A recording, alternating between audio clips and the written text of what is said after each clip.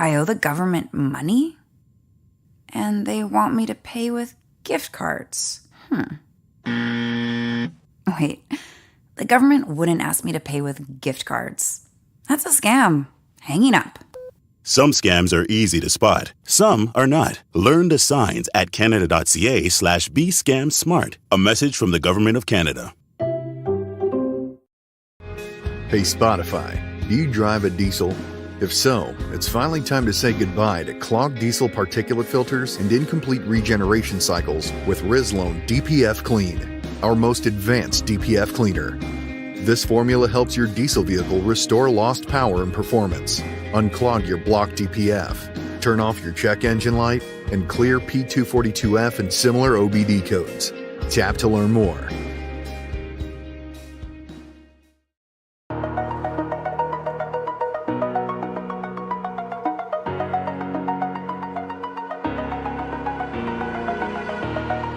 Over the edge, feel like I'm floating through the air. The pain I felt is paid for, all is said and done. Oh, I am restricted, fixed upon the web. I need to kick the habit that my mind is breathing in. Break out, I've got to see.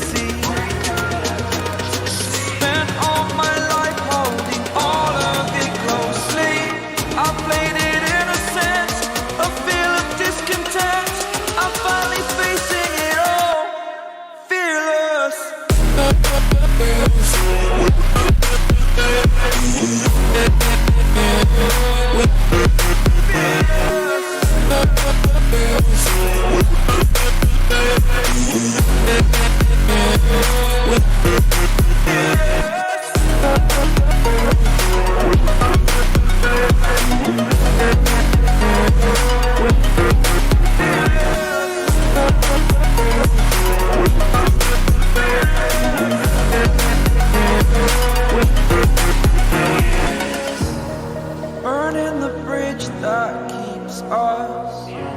I'm here and I'm fearless. Exaggerated, that's what you assume. The story's over now, I must conclude. I am conflicted, watching where I step still, hanging in the balance. Not the life I want to live, I want to take it all. Standing tall, fear I've weighed the person you are. Oh, break out, I've got to see. Spent all my life holding all of it closely. I played it innocent, a feel of discontent. I'm finally facing it all, fearless. Fearless.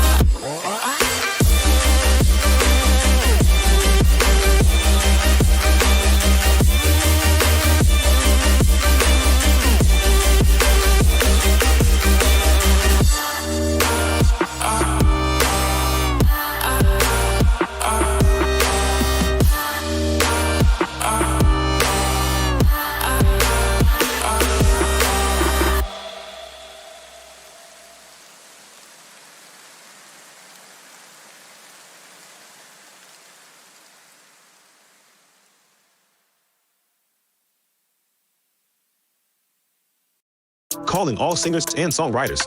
Are you ready to make some music that's as unique as you are? I'm the 𝗦cie𝗰𝗶, your ultimate tool for creating your own one-of-a-kind instruments.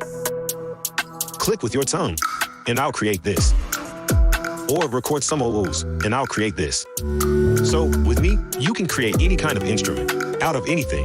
Tweak the sound and save your unique label instrument in 𝗦cie𝗰𝗶's online music studio. It's super easy. Tap the banner to start on your next song with me today. 𝗦cie𝗰𝗶, your everywhere studio. Did you know you can find your favorite artist concerts on Spotify? Tap the button to see a list of upcoming, personalized live and virtual events just for you.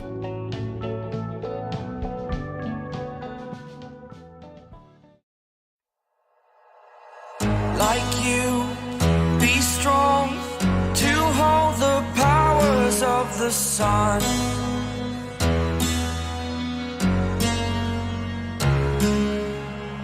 To dream, believe in strength. Now I'm the only one, only one.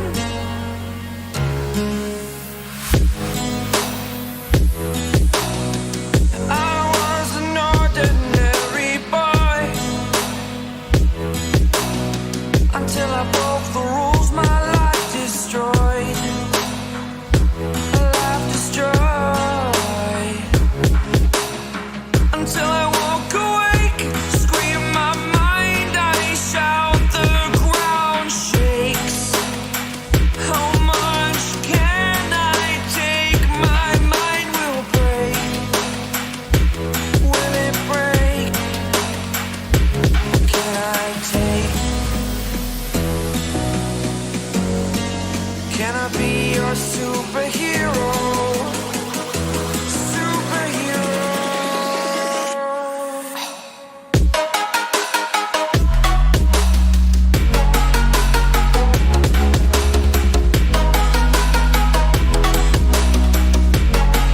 Can I be your superhero? Superhero. Superhero.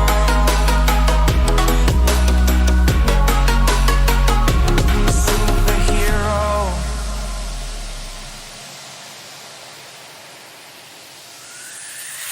Fly away. It's the first time of today. Today. To dream, believe. You are the strength, you're all I need. Need. Oh, gonna give it a shot. Only one of me to shield you all from the enemy. You're a superhero. You're a superhero.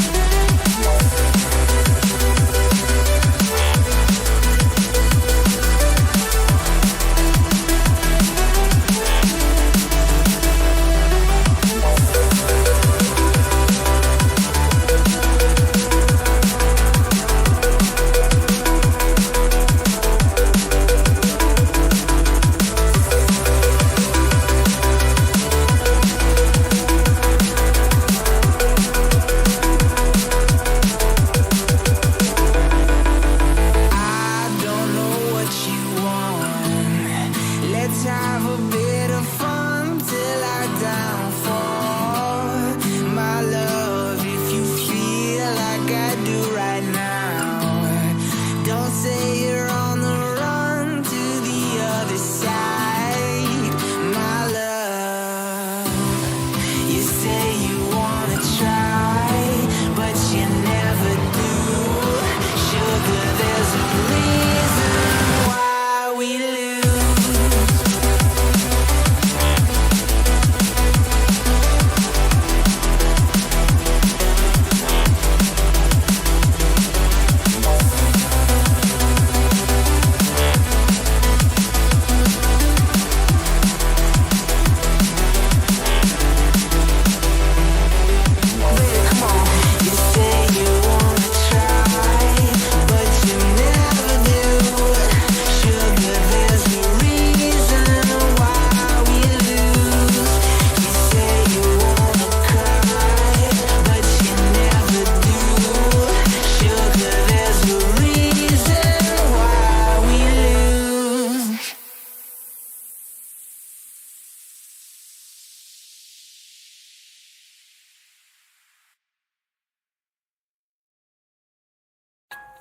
Hey weirdos, it's Ash and Elena from Morbid. We're hosting a new Parcast original show. A new show! Basically, we take the craziest crimes and the most disturbing criminals we could find, and we'll count down the top 10. We're calling it Crime Countdown. Thanks to the research gods. Parcast will bring you the grittiest details of these true crimes. Crime Countdown premieres July 13th, but you can follow us on Spotify right now.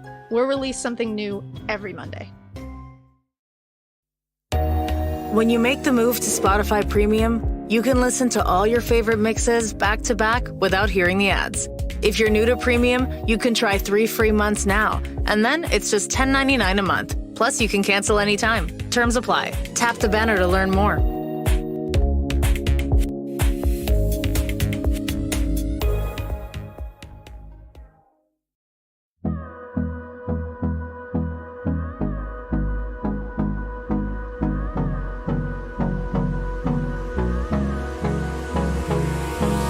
Hold me close till I get up. Time is barely on our side. I don't wanna waste what's left. The storms we chase are leading us, and love is all we'll ever trust. Yeah, no, I don't wanna waste what's left. And on we'll go, through the wastelands, through the highways, till my shadow turns to sun rays. And on we'll go, through the wastelands, through the highways, and on we'll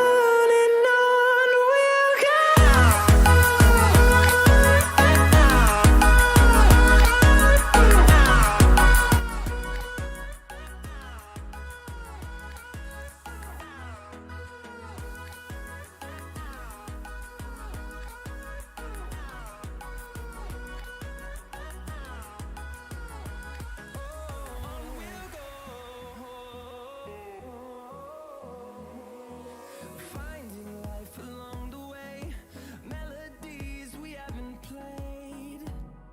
No, I don't want no rest. Echoing around these walls, fighting to create a song. I don't wanna miss a beat. Hey everyone, it's me back from another banger live stream. I gotta go back up there in like 17 minutes.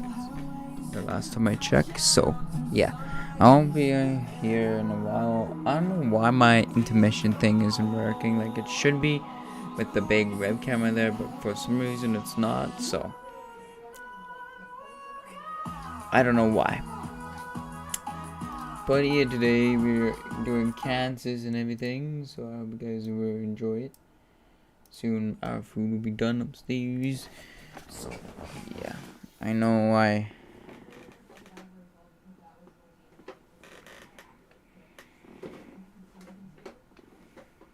I hate that this thing always moves.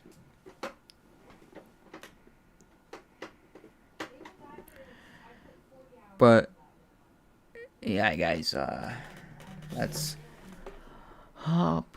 I think I'm doing a job at the moment, so I don't know for sure, but I think so.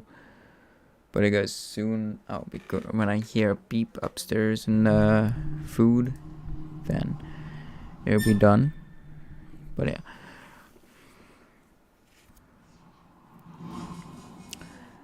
But yeah, guys, I don't know what else to say. It is that time of year to open up my thingy over there. So yeah, I got a lot of mods and everything. So yeah. Oh,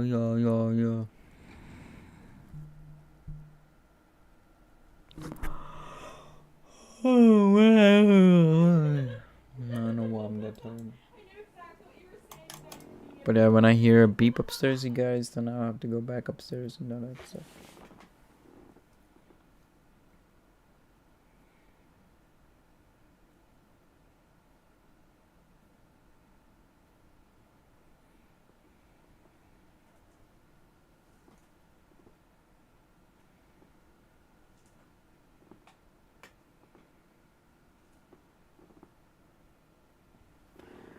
What are you guys doing?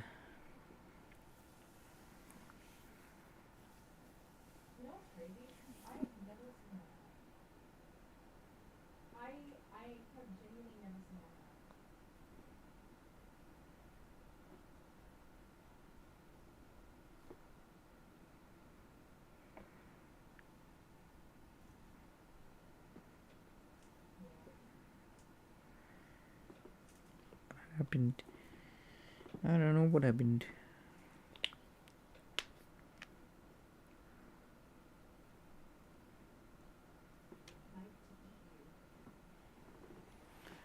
It does take a while to load, you guys, so.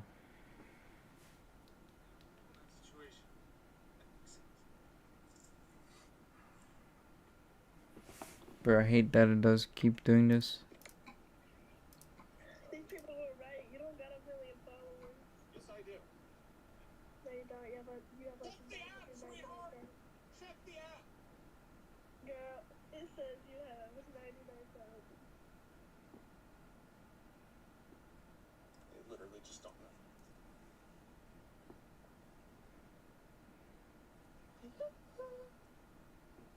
Get off this live and come kiss me on my hot mouth. I'm feeling romantic. What is the proposition? I really hate this though, that it doesn't do it. Come kiss me on my hot mouth. So what's your name? Yeah? What's your name? What's your name? What? Your name? Your name? What's your name? Yeah? What's your name? What's your name? What?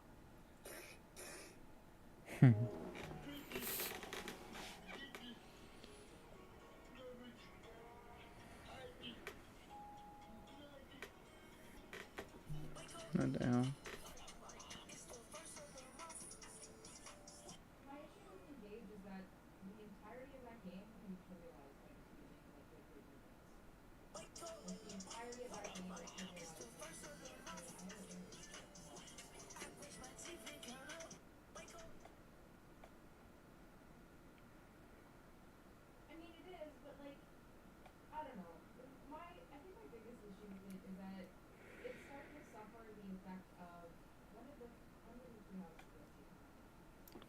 Well, if you guys are on my stream, please chat, cause like it's boring without you guys chatting. Why do I have to keep spawning? It's stupid.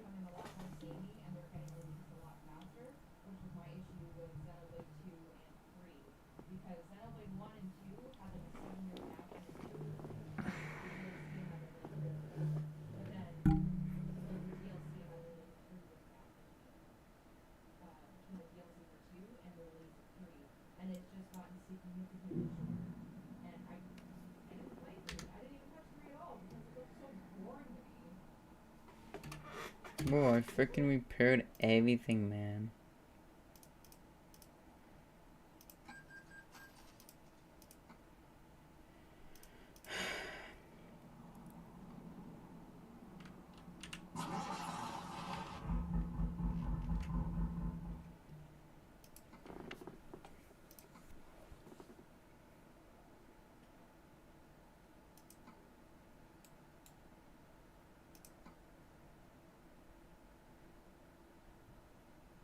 Bro, why when I click cancels it or cuts out?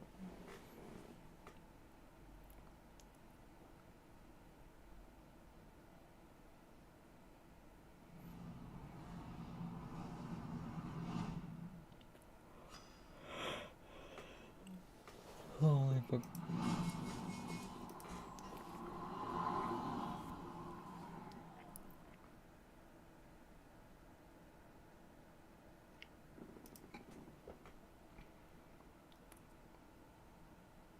I hope so.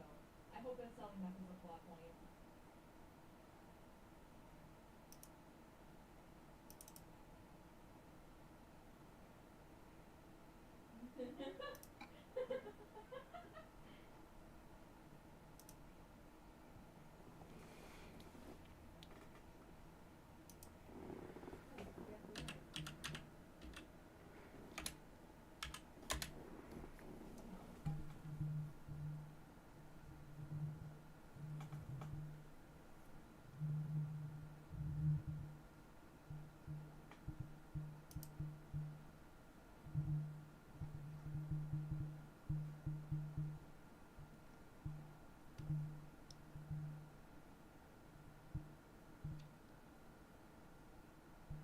Oh my god, I'm looking at the Steam page for this. Go to the concert or stay home and kill yourself. Those are the two options that you have. Killing yourself. Oh my god.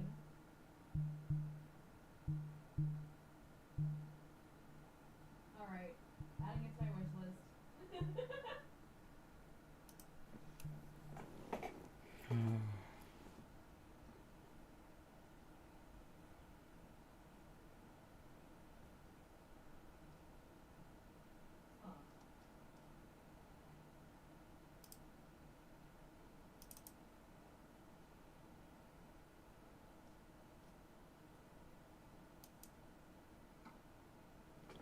Alright, y'all. I'll be right back. I'm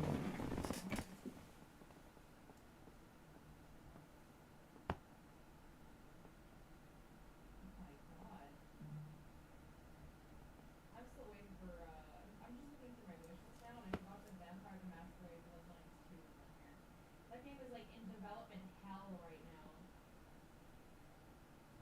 Did they? Oh my god, wait, you're right! Wait, okay, wait, so you just play as a set character in this one? In Bloodlines 2? Oh, okay, because it says, like, your main, like, you have the main playable character. But, like, the whole fun part.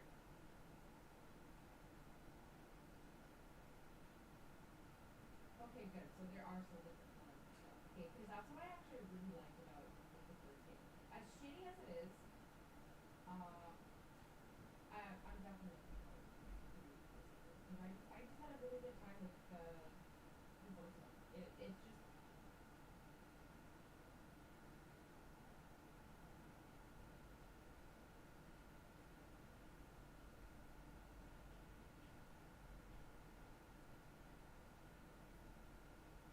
classic on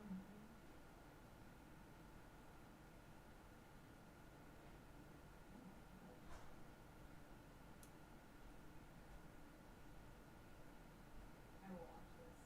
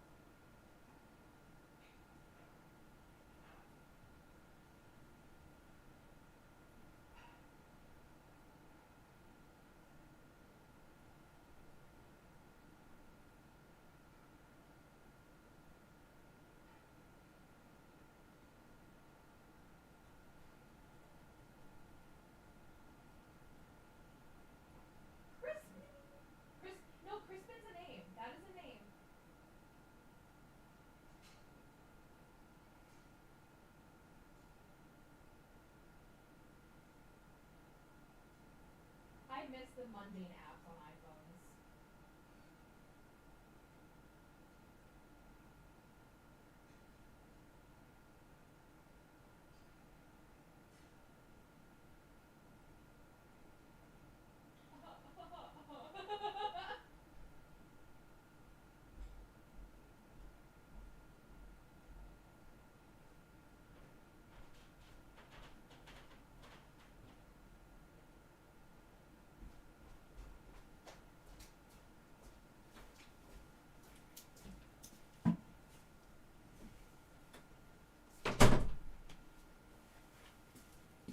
Oh yeah.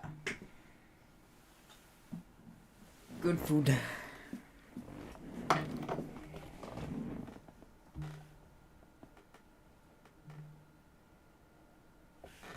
Oh man.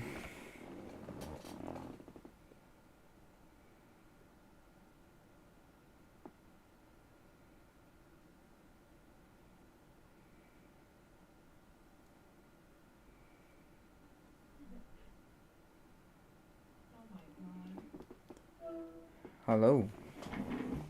Hello. You weird. Hello. So you have a girl over there. Mommy wasn't allowed to call you? You were trying to phone me? You said not right now. I didn't say that. Yeah, you did. When did I say that?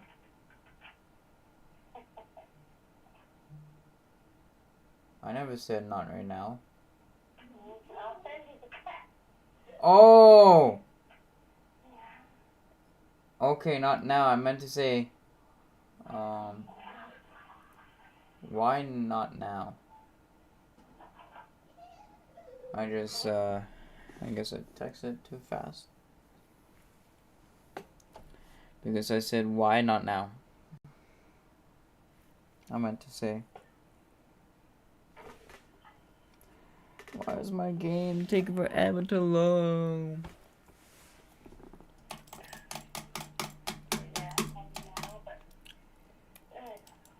Hmm? I said I'm home now, but Why you don't know? because I'm pissed off at him again. Oh, I I do. know that he's let him be for a day. See how he feels. He messaged me this morning, last night, letting me know that how he felt. And then he talked to me this morning, and then he just dismissed me and didn't talk to me. And then he just, he was on earlier, and I tried to talk to him, and he just went off right away. And now he just tried to message me, and I just, nope, fuck you. After someone that did not talk to you, and I noticed that with him, so I'm done with the playing the game, so I'm gonna let it be for a while and see how he feels when I don't talk to him. I just put in 11.5 hours today. Only. Yeah. My boss was not happy. Why the hell does my thing always keep doing this? I hate that.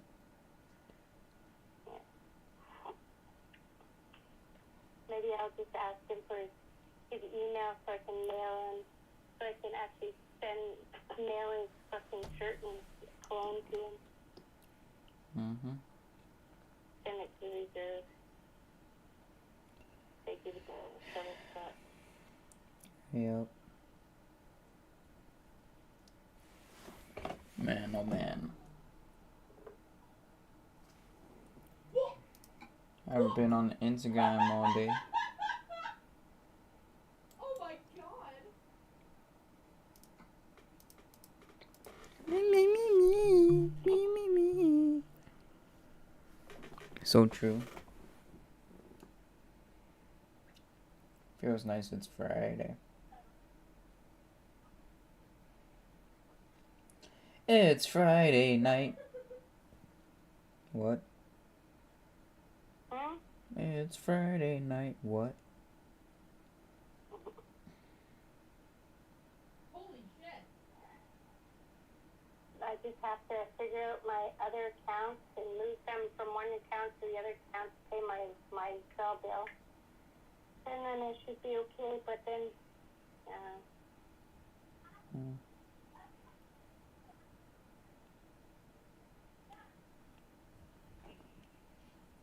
Should ask him for money. Hmm? Should ask him for money. Who? Trevor, because he didn't pay you back. I know, you know what, I think I'm just, that's my loss. I think that's what that is.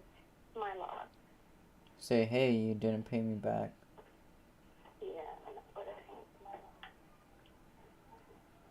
But I think it's just let yourself be for a bit.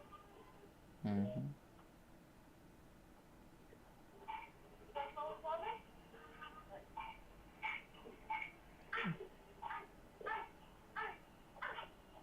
What the heck? You're calling on this! Fuck, close it away from the window! This window better not have been opened again. I fucking locked it before I went to work today.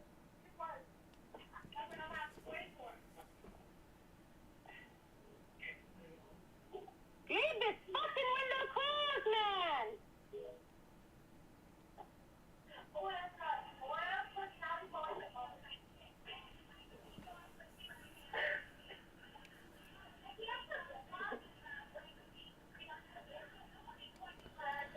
Oh man, no one has joined my stream yet.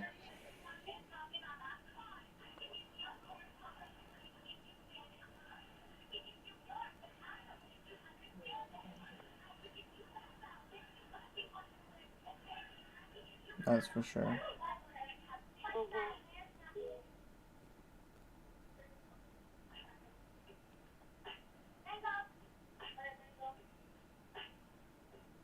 Where's Nathan?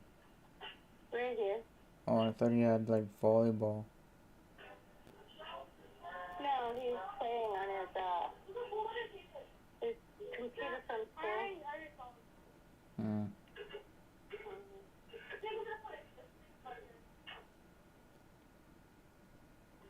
Sorry everyone, I'm just looking through my phone for a second. Why are you watching something like that? Who? Me? No, Victoria. She's watching creepy ass shit. So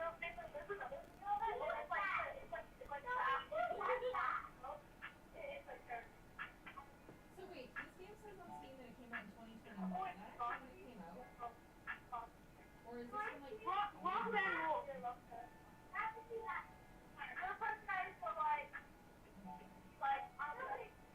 like... Okay, so Karen Buckle is just a suffering from success.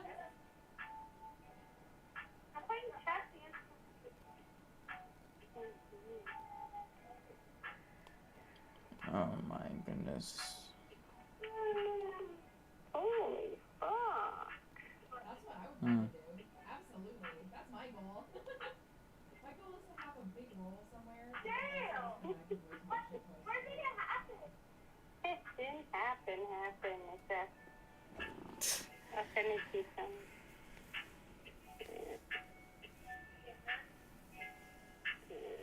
Oh my god.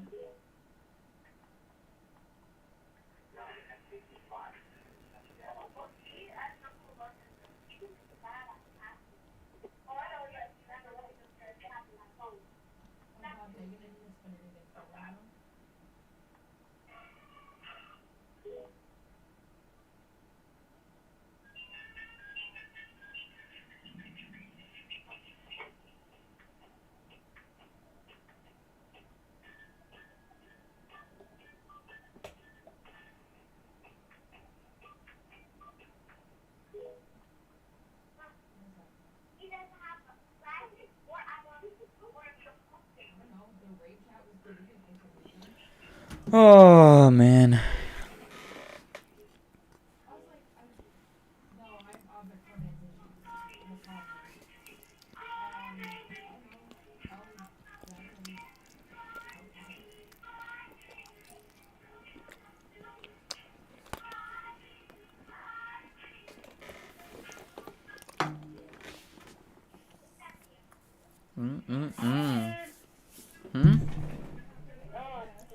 Listening to the song and it said the F word in it.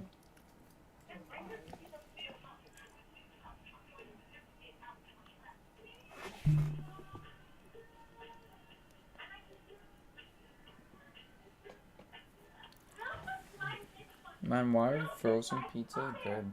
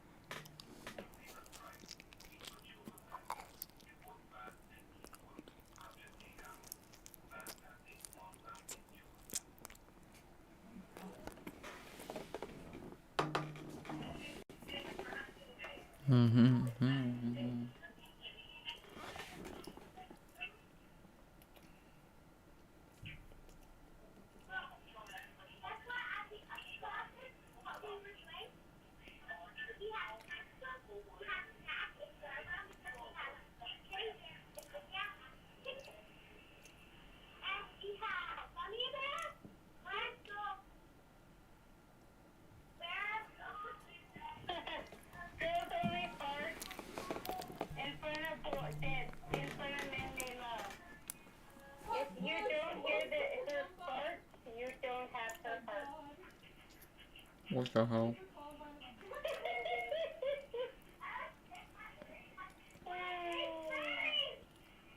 Why are frozen pizza always so good?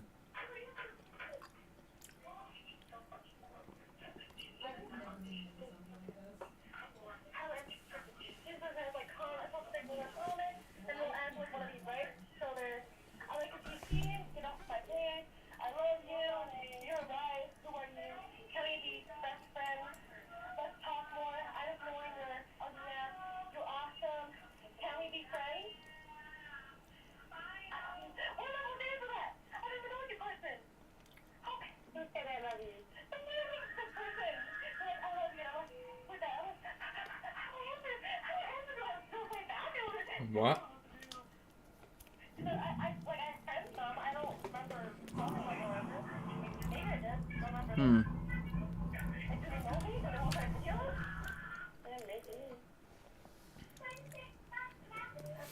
Man, when you cook frozen pizza, right?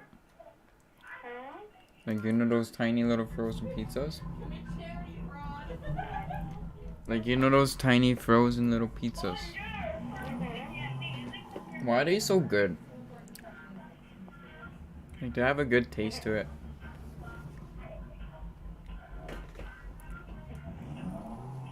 Do you know why? You should know things. Yeah, because we're on the dot. I was about to say we're a doll.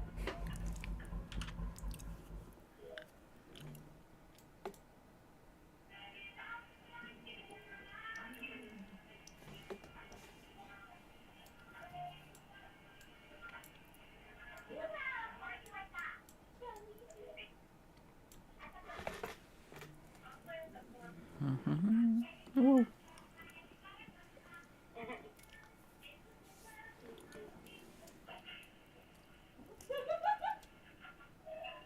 For Christmas, I would like an oil change, utility bill paid, a gift card for groceries, 4 new tires, and some gas money.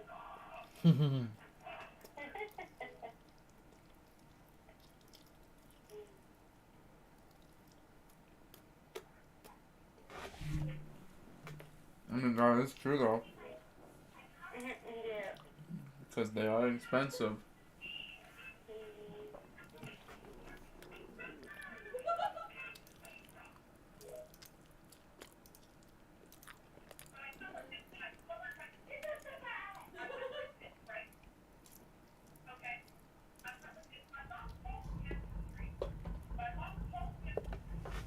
I know.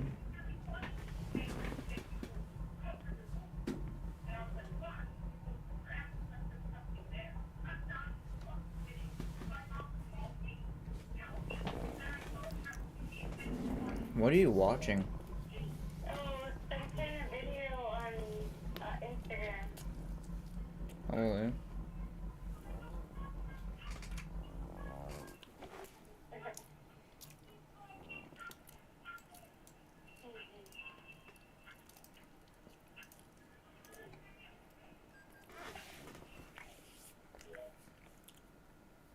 I would like to exercise like that. That'd be fun.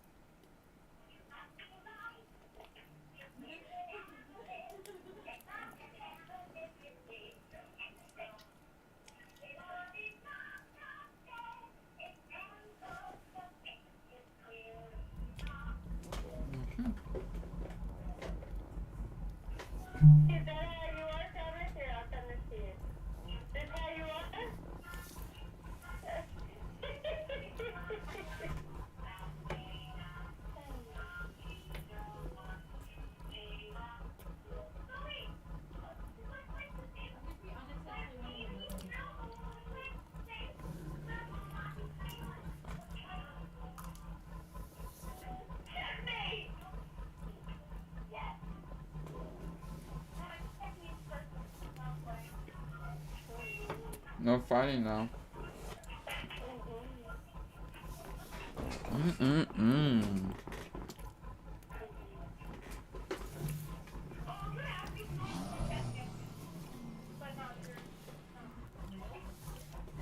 What is Nathan about to say?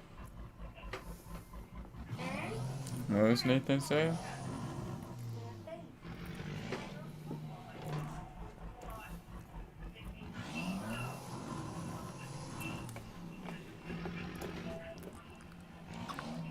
I'm trying to wait till the time is 10 o'clock.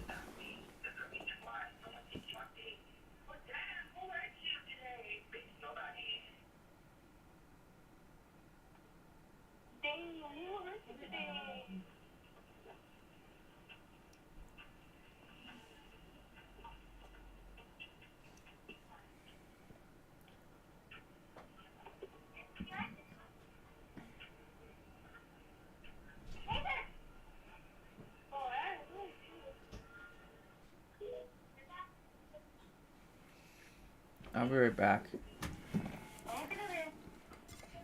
Keep my live chat.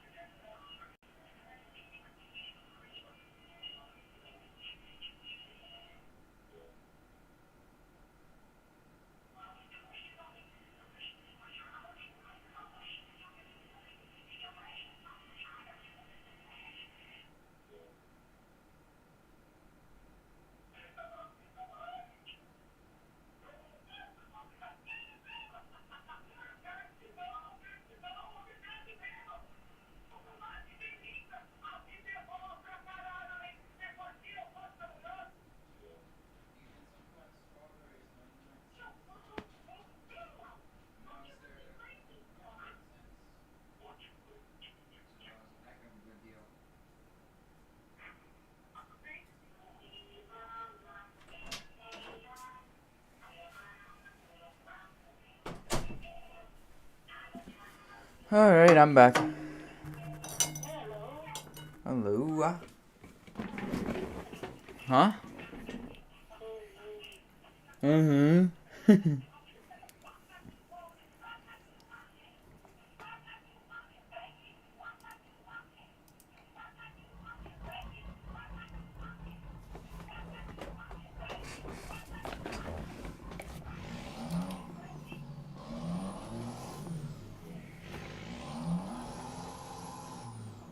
So Kansas doesn't have a speed?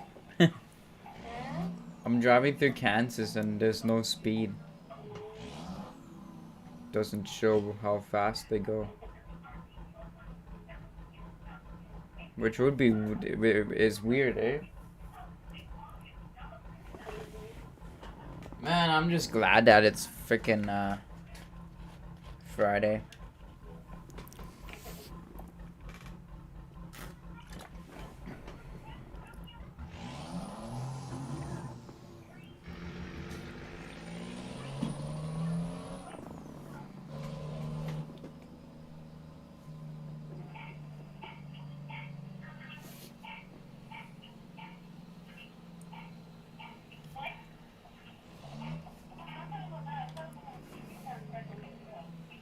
Yeah, Kansas doesn't even have a speed at all. Is that weird?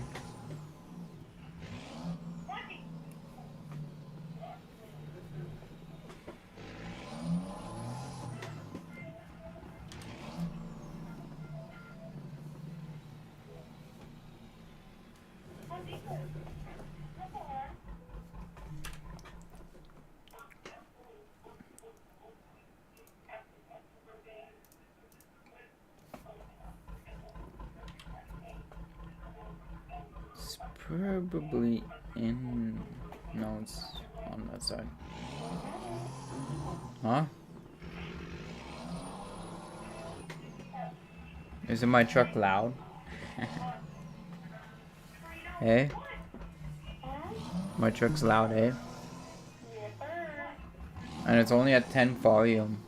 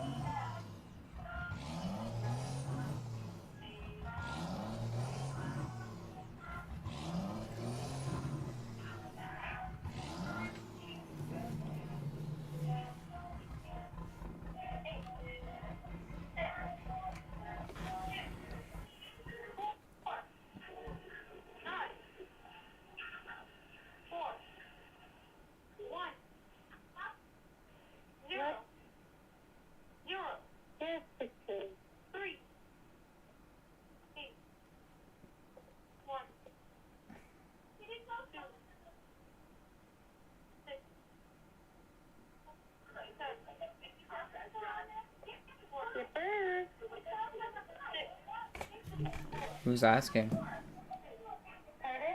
Who was that? Victoria? What was she saying?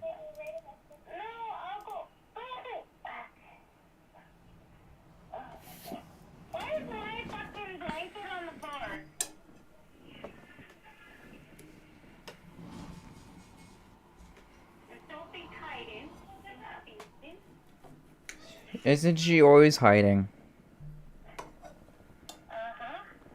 She likes playing hide and go seek.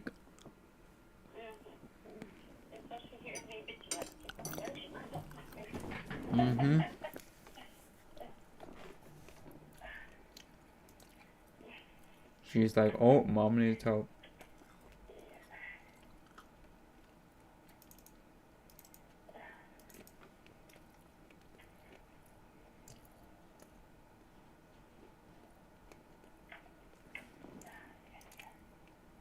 No, Vicky lost one of her earrings at school somehow. So I'm gonna put her Wednesday in.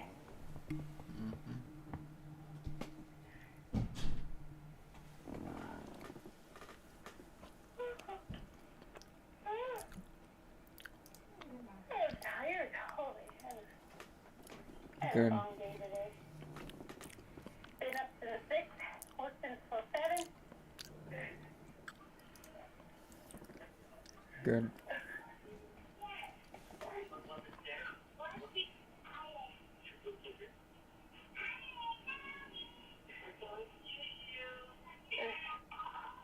gonna put these in a container so I can sterilize them all. Why? Because you can't put earrings in so many years without sterilizing.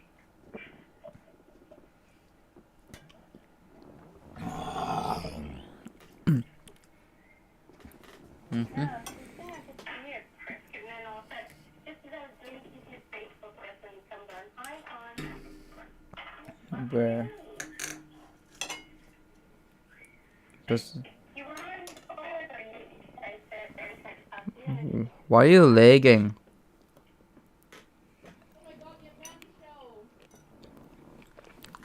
You were really lagging and cutting out there.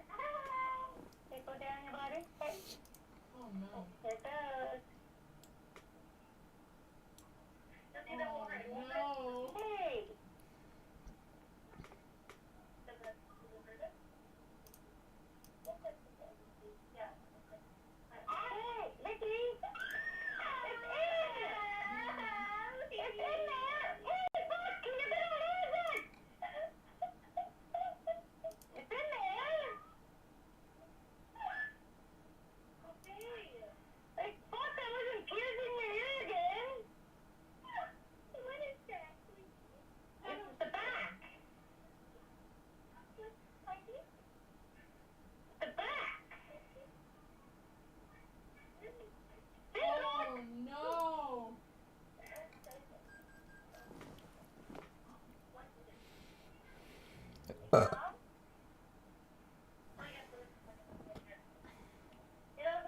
a while, like my ears, they don't hurt no more. It's not for your It's okay. We're gonna take that one out. So you have supposed to send earrings in. No! Yeah, I don't know why it's been. Hang on, Counselor fucking John Mulaney? Oh, whatever, let her just wear whatever then.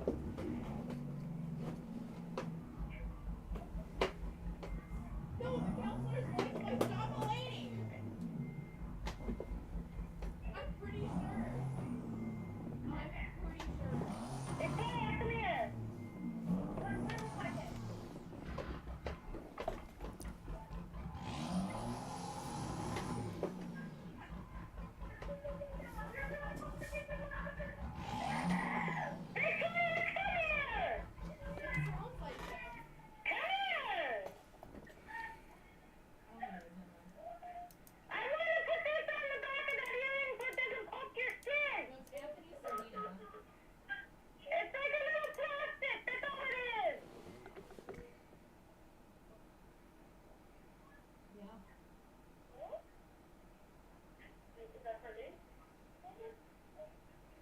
It's not when you sleep, it's not gonna pop into your thing. That's what that little plastic is.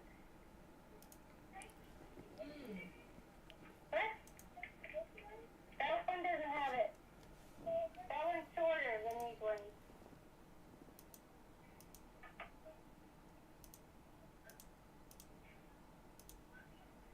Get in a relationship with her and beat her to death.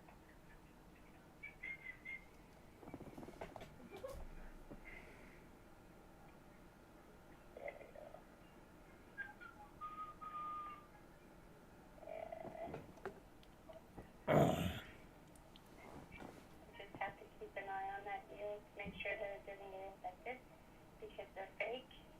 They're not real. Yeah. Make a gay girl cry! No, Twilight, Keep an eye on that ear. college. Make sure they're not puffed or any of that crap. My stomach hurts. Mm. Oh, gosh. I want to eat, but I don't want to eat right now. My stomach hurts. So you want to eat, but you don't want to eat? Yeah, my stomach is acting a little weird. Mm.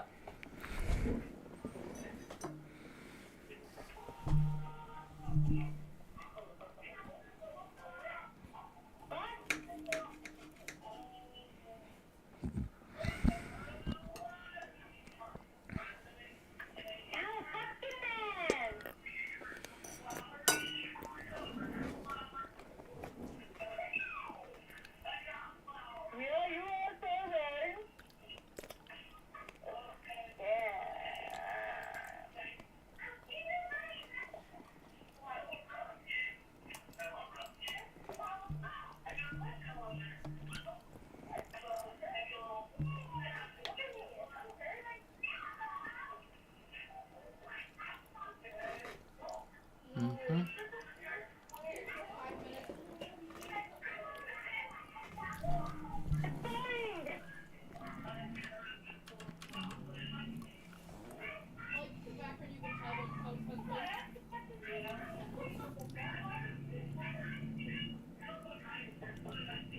That's what she says.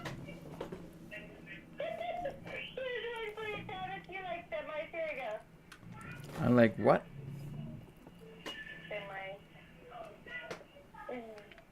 No, I don't.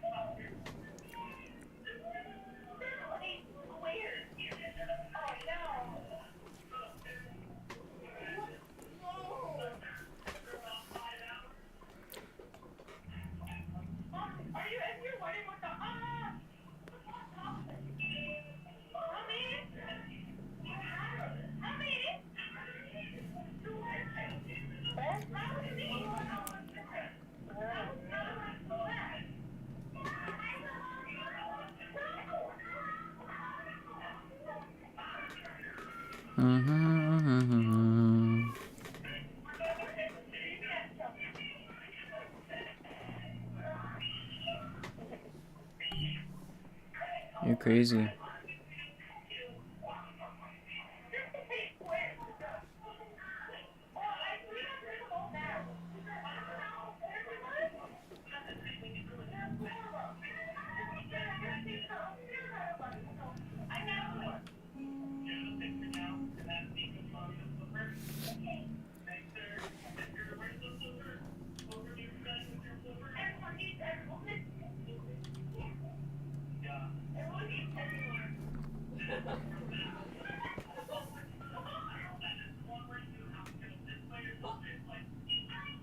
$29-hour drive?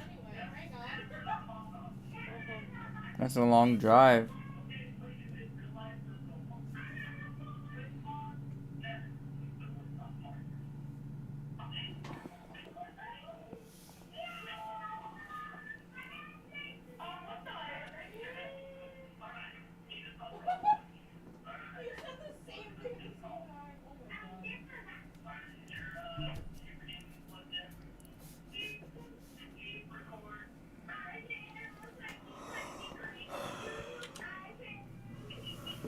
Oh man.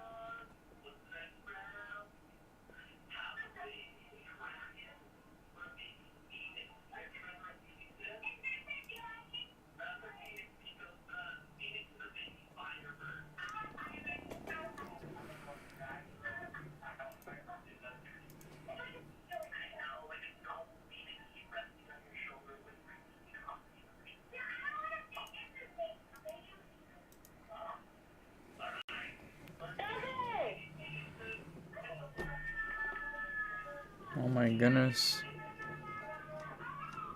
How many were you send?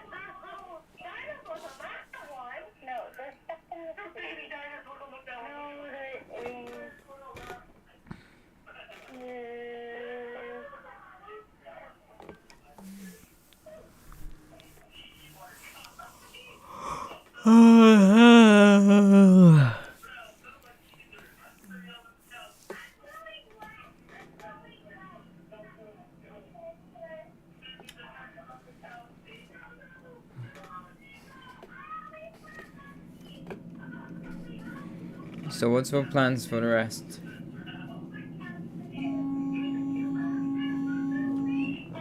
What's your plans for the rest?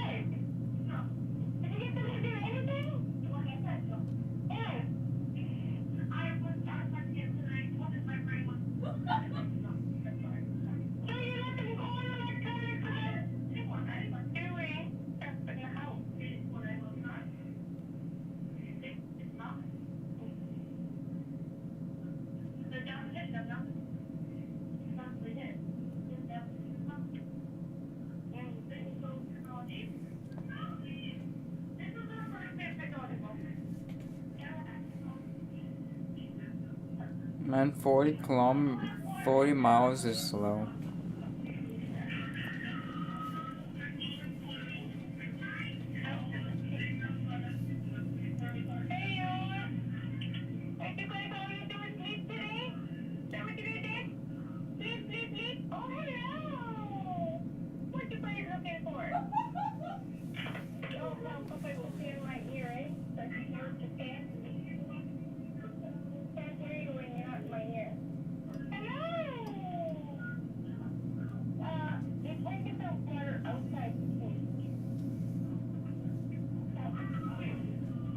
How are the Jubals doing?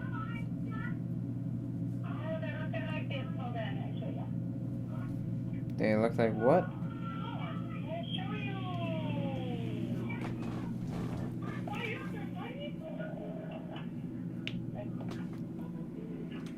They are. Not me. Yeah. There they are. Crawling. Keep crawling.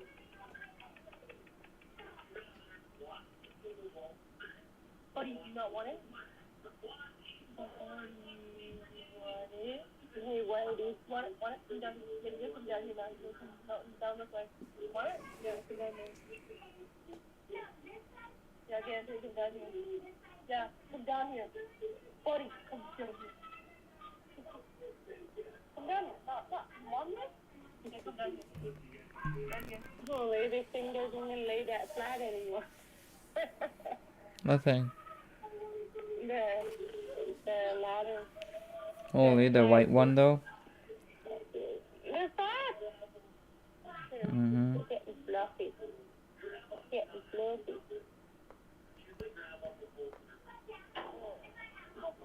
How long do they live?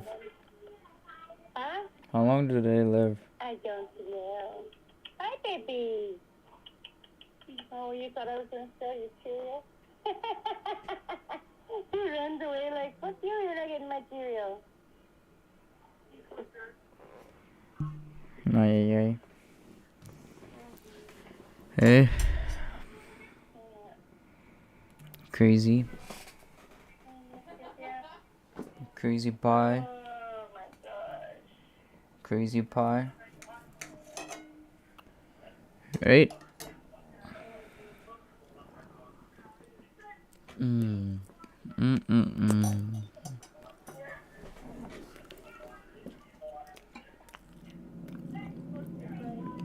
Hello there.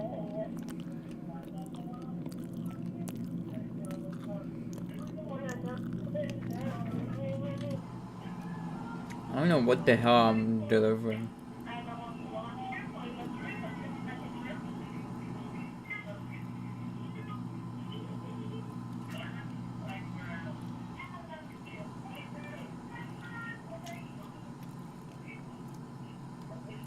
But you know how far I'm going? I'm driving 28 hours. That's a long drive. Hey?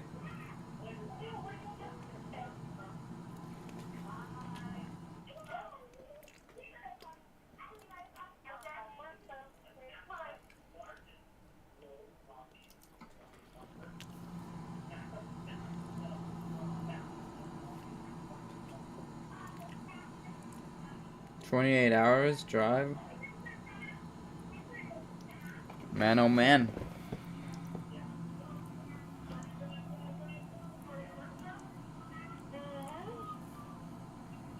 Hey?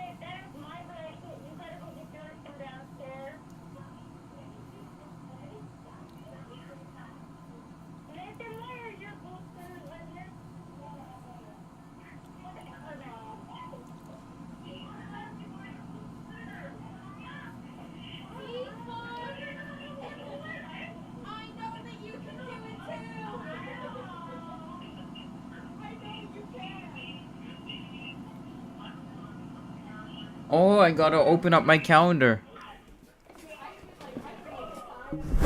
Did you give our kids the calendar? Did you give the kids a calendar? Oh, you haven't found any?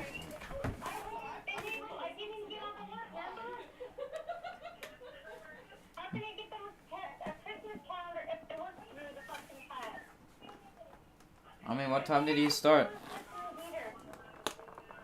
What time did you start?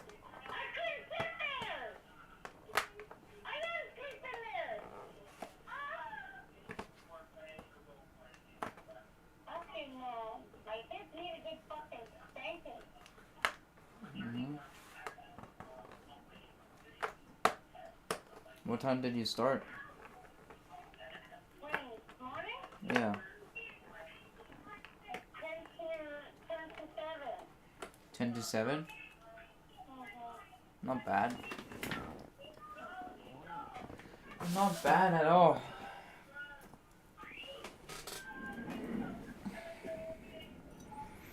Man, I always loved those though.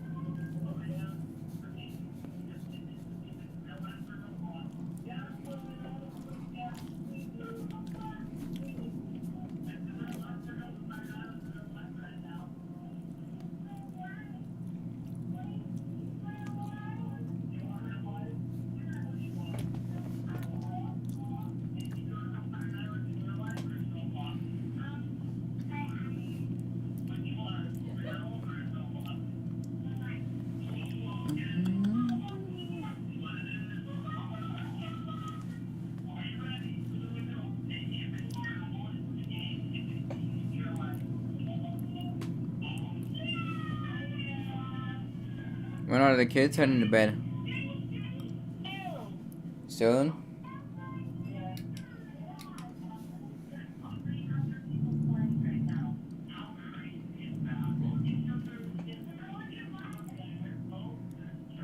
Look what I'm carrying.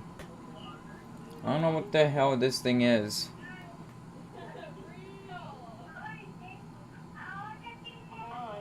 Do you see what I'm delivering? It's an oversized long load, and I don't know what that is. But yeah.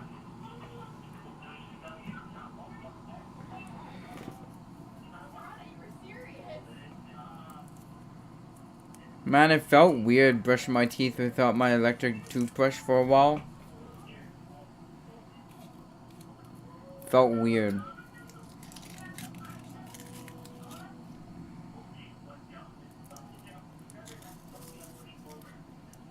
You know what's the weird thing is? Some of my teeth hurt a little bit, but I keep brushing my teeth every day.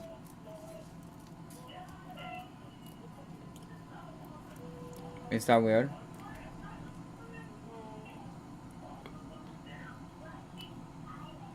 Like, I brush my teeth every day and all that stuff, and some of my teeth a little bit hurts.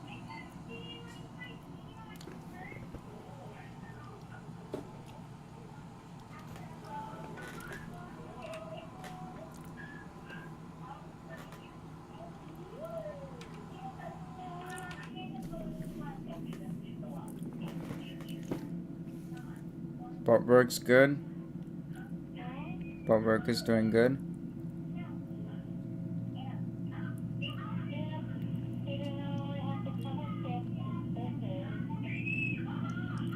You always have to. You always have to.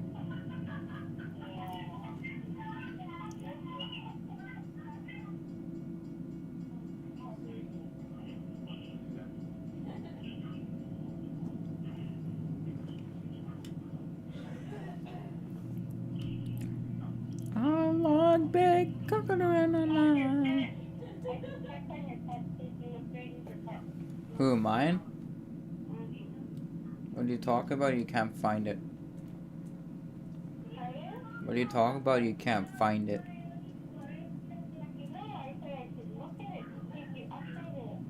I'm not a child anymore. I'm not like I'm a young adult.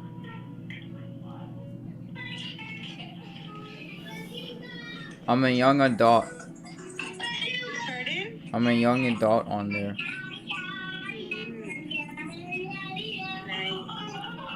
Haven't been on for a while, so.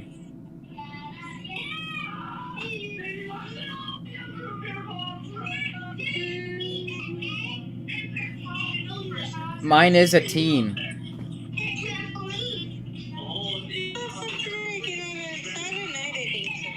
Just let you know. Just let you know. Mine's a teen.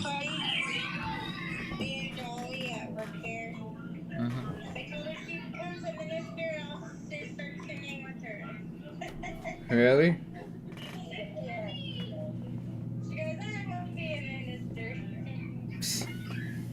Oh yeah, by the way, my little pet thing is a teen. It's a teen. So loud.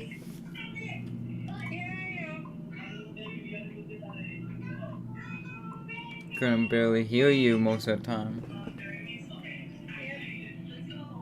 You kids are deaf.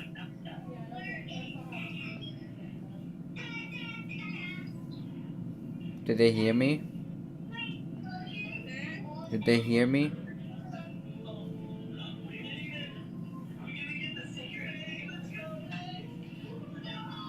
They probably didn't hear me because they have the damn thing so loud.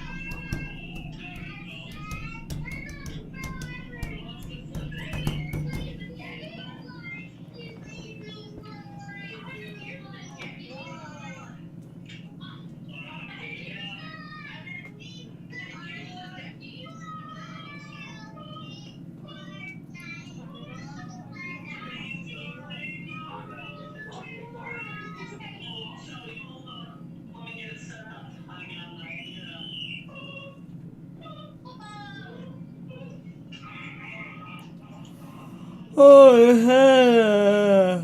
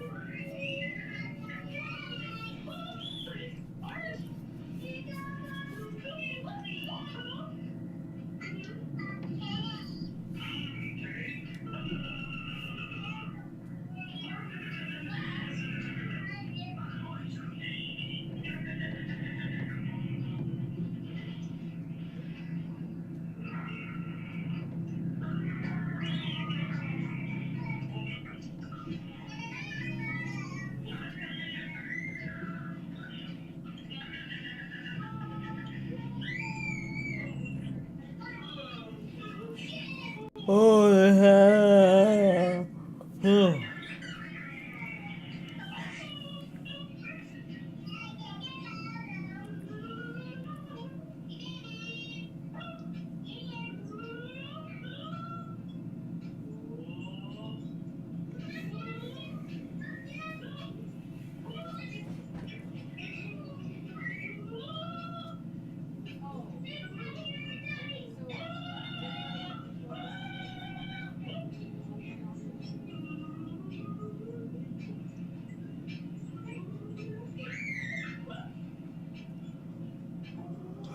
Oh,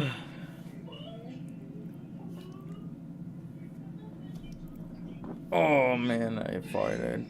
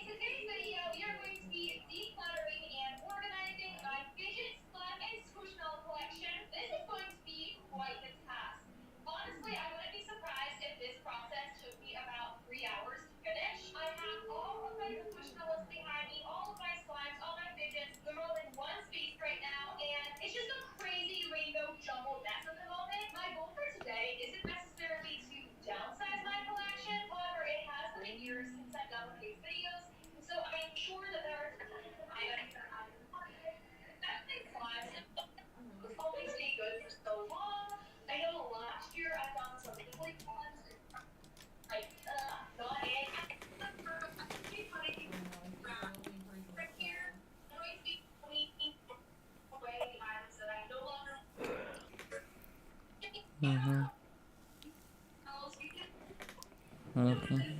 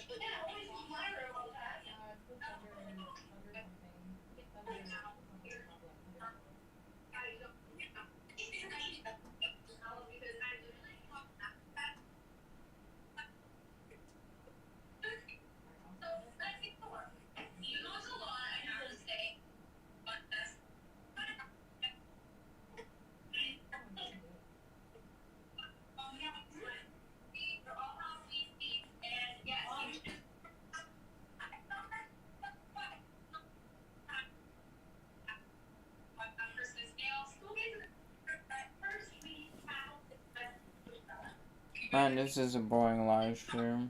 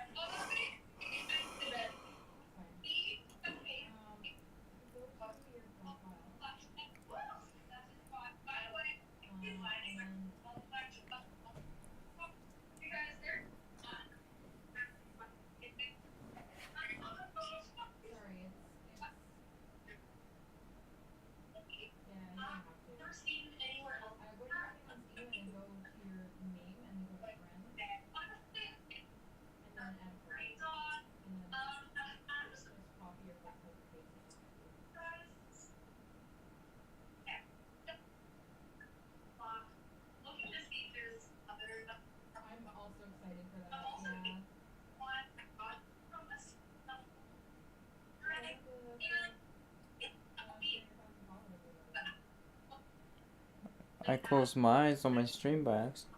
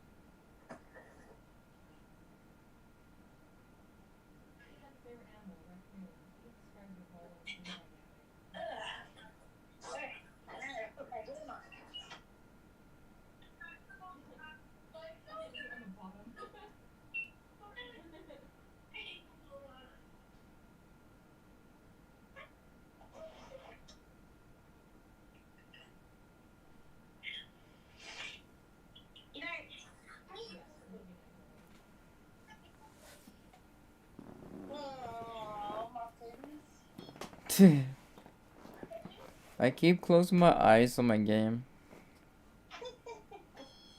and stream because my stream is boring at the moment. So I just have my eyes closed and trying to talk to you guys and see if I have the right message.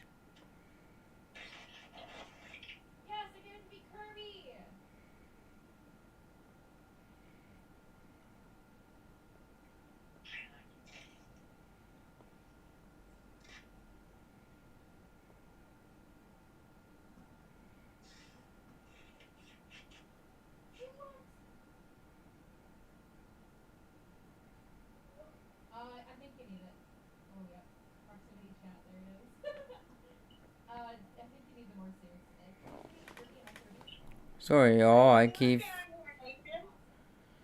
Sorry, y'all. I keep closing my eyes. I'm not sleeping. I'm just closing my eyes for a bit. Whatever. You guys are just trying to play a fucking game here, and it's just making me fucking mad.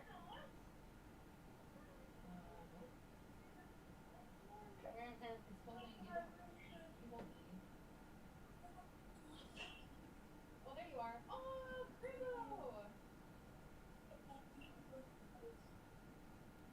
Okay. No. I don't want to hear the lies anymore. Seriously.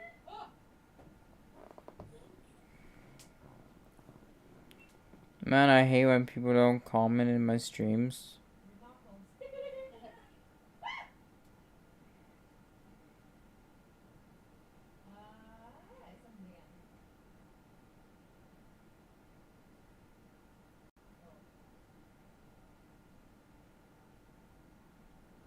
KANAS invisible.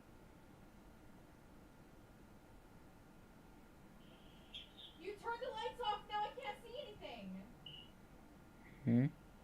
I can't even interact with the light switch. Oh. There we go. Okay. Oh, it's a game. I thought it was in real life. I'm like, what? Man, I hate when people don't chat in my stream. Oh, it's nice though. I know, it makes me tired. Okay, good. So I have my eyes closed at the moment. Oh god.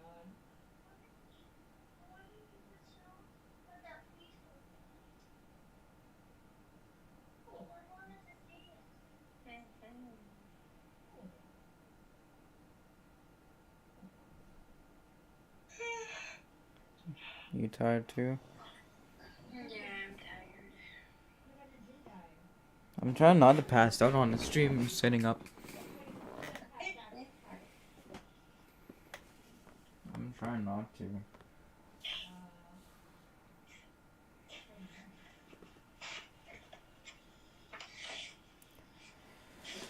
That's for sure. Just watch I pass out on my bed and it's almost been like 24 hours stream. Just me on my bed, just sleeping, and my game is on. Right? That'll be a long stream. Why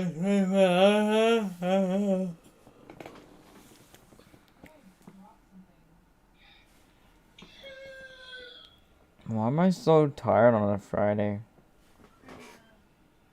Huh? I'm tired.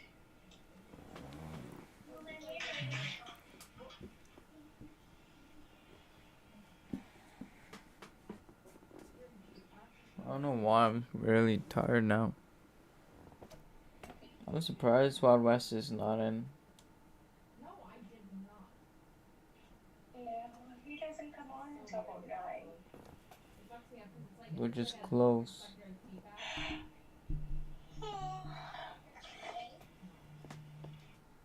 Which is close to 9. Yeah. So I just like start this or what? Nathan's sleeping on the floor and Vicky's on the bed and they're both being annoying, so. Carry them upstairs. Well, Nathan's supposed to be upstairs, but he never goes upstairs. His room is too hot, but he doesn't want to turn off the heat, because then that would be a different thing. Okay, I'm scared.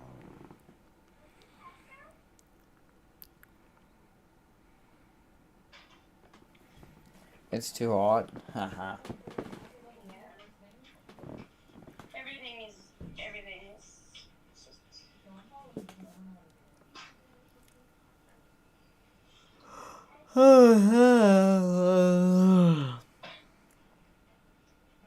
Yeah, that's how I feel like. Alright everyone, I'm gonna turn off the web camera for a bit.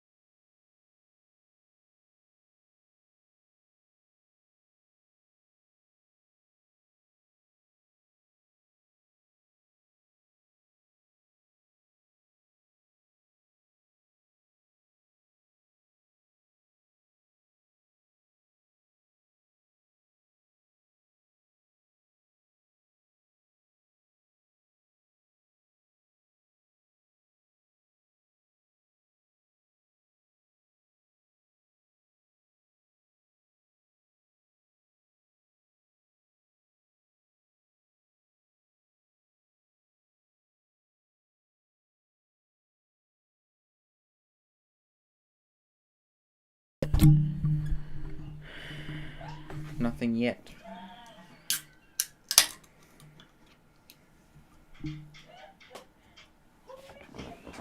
Why is there nothing yet from him?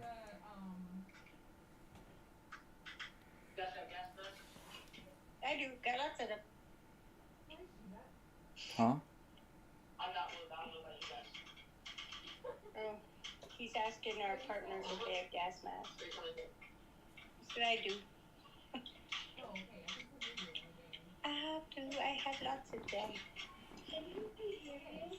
Nope, because I don't have my micro.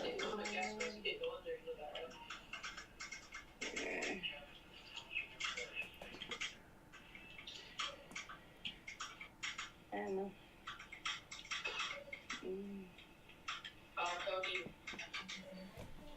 A what?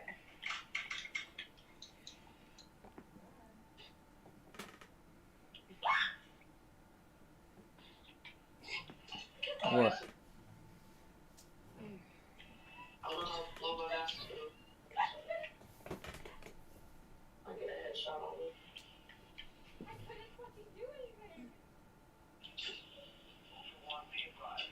I don't know why I put that gift, but it's... Car honking at me on the screen here. Like, there's two of them. Like, what the fuck? They like you, that's why. They like you, those people on the game. They're like, they're sweet and sour. Hey? I bet a lot of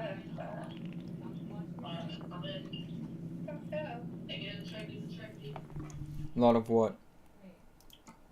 we're getting the train pink.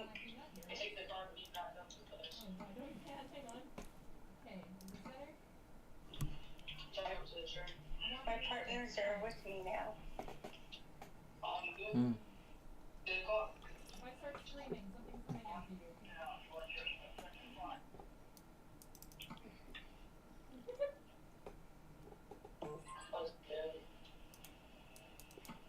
Peloton's best offer of the season has been extended until December 5th. With up to $950 off Peloton purchases, there's no better time to bring home a Peloton bike.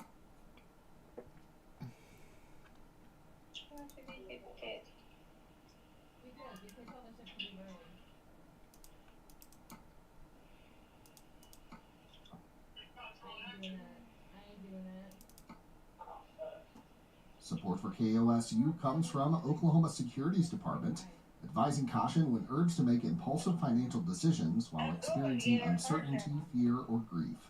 More at investedok.org.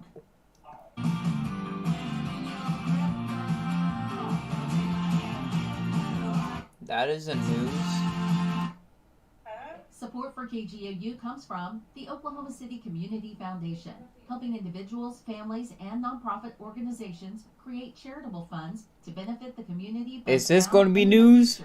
Learn more, including ways to support, at occf.org.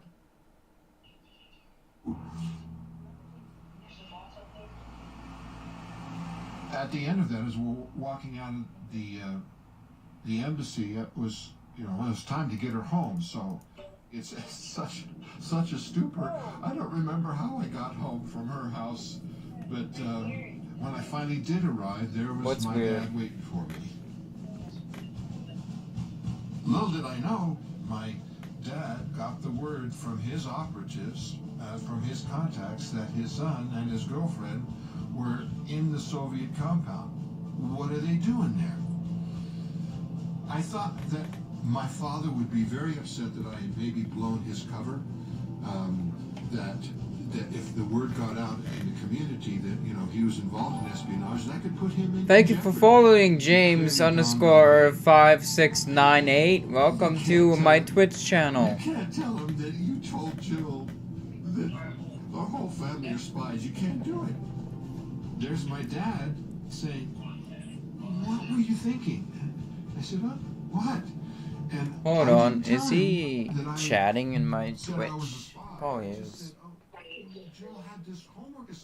He probably is saying hello in Twitch. So, I was grounded for a while, pretty much confined to barracks was the term. Frankly, that separation from Jill, I think, only heightened her excitement about this guy's got something to give. Being grounded was probably the best thing because I didn't have to follow up with anything for a couple of weeks, and so there was this mystery still about what's next. What the heck? After a while, things fade. I didn't have a badge, and I didn't have, cool stuff, so it wasn't enough to keep her total interest because other guys kept popping up. My dad was being... Semaglutide, the new FDA-approved drug helping people lose weight like crazy without strict dieting? But here's what you might not know. What they're doing and be consistent with studio time and writing and rehearsing and you don't have to tell a true musician to do that because it's already embedded in them. They're pretty diligent with that anyway. They just have to try to stay focused and try to stay out of trouble because trouble follows music for some reason in the studios. How do you feel about the Tulsa sound? How do you see Ronnie or the Gap Band fitting in that legacy? Ronnie, when he got started, they started all the time. They had their own band and played at different bars and different clubs, and then they started going to the studio there at the church on Utica with Leon Russell. So they got their first start basically because they recorded their first album at the church with Leon Russell. And so Leon Russell has, his sound is sort of mixed with country and western and R&B as well. It's a mixture. And I think they had the R&B. Sorry, Twitch people, if you guys are watching on Twitch, I can't see you guys' stream chat, so go on my YouTube channel. It's gaming only, just gaming only. So go check me out there with the same title and everything. So go on YouTube and chat on there, James and all that stuff. If y'all are on Twitch. I used to love to watch him play his trumpet on stage. He stands back on his legs. Everybody laughs about how he'd stand back on his legs, and he would just blow his heart out. He could really play the trumpet and the flugelhorn. The other memories is just his smile. He had such a warm smile. He was very he was pretty much quiet, but once he got to know a person, then he was like one of the funniest guys you'd ever want to meet. Just silly and fun to be with, and always joking and laughing and falling down and laughing. Just a really heartfelt guy that loved people. For Focus Black Oklahoma, I'm Shy Brown in North Tulsa. Focus Black Oklahoma is produced in partnership with KOSU Radio, Tulsa Artist Fellowship, and Tri-City Collective. Additional support is provided by the George Kaiser Family Foundation and the Commemoration Fund. Our theme music is by Moffat Music. Focus Black Oklahoma's executive producers are Quraish Ali Lantana and Bracken Clark. Our associate producers are Smriti Iyengar and Jesse Ulrich. Our production intern is Shy Brown. You can visit us online at kosu.org or tricitycollective.com/focus-black-oklahoma and on YouTube at Tri-City Collective. You can follow us on Instagram at FocusBlackOK and on Facebook at facebook.com/FocusBlackOK. You can hear Focus Black Oklahoma on demand for free at kosu.org, the NPR app, npr.org, or wherever you get your podcasts.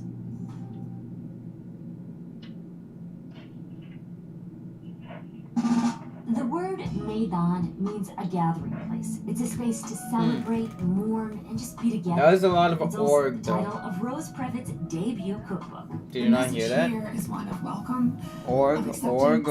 because we are more the same, but we are different, and we want the same things: food, safety, security, and family. Maidan. I'm gonna connect my AirPods. Saturday on Weekend Edition from NPR News. Saturday morning from 7 to 10 on Public Radio 89.5. Support for Public Radio Tulsa is provided by Topeka Coffee Roasters, a farm-direct coffee company committed to a sustainable and ethical coffee future, from their farms in El Salvador to their cafes in Tulsa. More about their mission and roasted-to-order coffee at topekacoffee.com. The listener-supported service of the University of Tulsa, Public Radio 89.5, KWGS HD1, Tulsa. Yeah. From WHYY in Philadelphia, I'm Tanya Mosley Yeah, I with Fresh burped Air. like that. Today, Rachel Maddow. She has a new book Am I not about allowed to do that? ultra-right-wing groups who sided with Hitler's Germany before World Am War I II not allowed to with a burp? plot to overthrow the U.S. government. Why not? It led to the largest sedition trial in American history. The book also You know why I explores how have my sitting members of AirPods the in US so I can Senate hear you House of more better. Representatives colluded with a Nazi agent That's to why. spread propaganda to millions of Americans, often at taxpayers' expense. Maddow's new book prequel is based on her hit podcast, Ultra. And Justin Chang reviews The Boy and the Heron by Japan's most revered animator and director.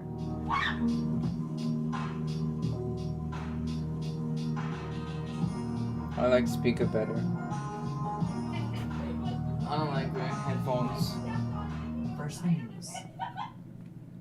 Live from NPR News in Washington, I'm Jack Spear. The temporary ceasefire between Israel and Hamas is over, with the war between the two sides resuming with full force today. Shortly after Hamas launched rockets at Israel, Israel responded with airstrikes in the Gaza Strip. A week-long pause in hostilities resulted in the release of dozens of Israeli hostages, even more Palestinian prisoners.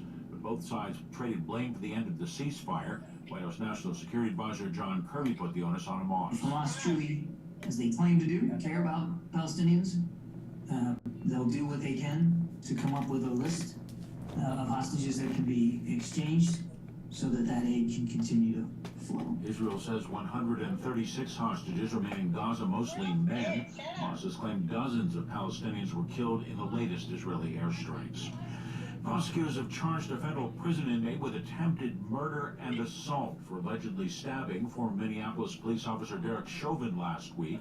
Scott Sevick of Minnesota Public Radio reports Chauvin was hospitalized with serious injuries. Chauvin is serving concurrent state and federal sentences of more than 20 years for murdering George Floyd and violating his civil rights.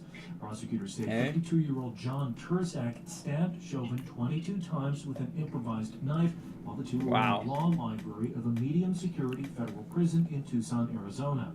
After guards subdued Turzak with pepper spray, he allegedly told them he would have killed Chauvin had they not responded so quickly. In an FBI interview, Turzak allegedly said that he attacked the former officer because of his high profile. Turzak has been moved to a high-security prison nearby. For NPR News, I'm Matt Sepik in Minneapolis. Los Angeles City Council has approved a new law requiring short-term rental owners, including Airbnb hosts and hotel owners, to obtain a police permit to operate. Mr. Farzan of LAist News has more. The law set to go into effect next summer is meant to help crack down on so-called party housers. It'll require short-term rental owners to submit tax information and any previous criminal history. But hotel owners and the LA Police Commission say the police permit process needs work. Ed Coleman, a short-term rental host, says the requirement will squeeze him even more. I've been living in this home for 40 years, and I depend on the income from my guest room to allow me to remain in my home. The law is part of a deal the LA City Council struck with the local union. The deal also says new hotel developers must replace housing demolished in construction by building or buying new projects. For NPR News, I'm Yusra Farzan in Los Angeles. Health officials say the jury's still out on how bad this year will be. That they know in addition to COVID-19 cases, there are also flu cases on the rise. There's also been more RSV lung infections. On Wall Street, the Dow rose 294 points. This is NPR.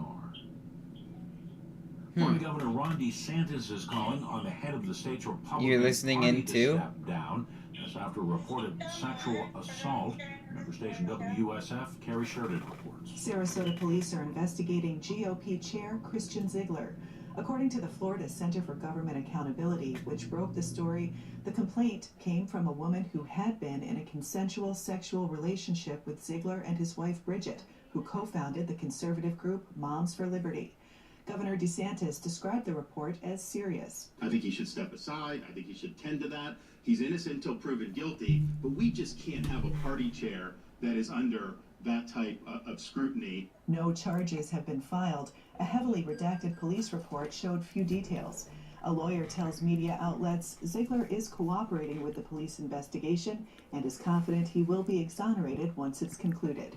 For NPR News, I'm Carrie Sheridan in Sarasota. While the company says it still needs to work out some manufacturing kinks, electric vehicle maker Tesla has delivered the first dozen or so of its futuristic Cybertruck pickups to customers. Deliveries this week are roughly 2 years behind the original schedule. Come a bit uncertainty over when large-scale production can begin. The trucks with a distinctive stainless steel body sit 17 inches above the road and go from 0 to 60 in 2.6 seconds. Crude oil futures prices lost ground as investors await the effect of forthcoming OPEC production cuts. Oil down $1.89 a barrel to $74.07 a barrel in New York. I'm Jack Spear, NPR News in Washington. Support for NPR comes from NPR stations. Other contributors include American Jewish World Service, supporting human rights advocates worldwide in the fight for democracy, Washington, equity, right? and justice for all people. Learn more at ajws.org. Support for Public Radio Tulsa is provided by the Tulsa Zoo, presenting Breakfast with Santa the first 2 Saturdays in December. A chance to meet Santa over breakfast while supporting the zoo's conservation mission. Information at tulsazoo.org/Santa.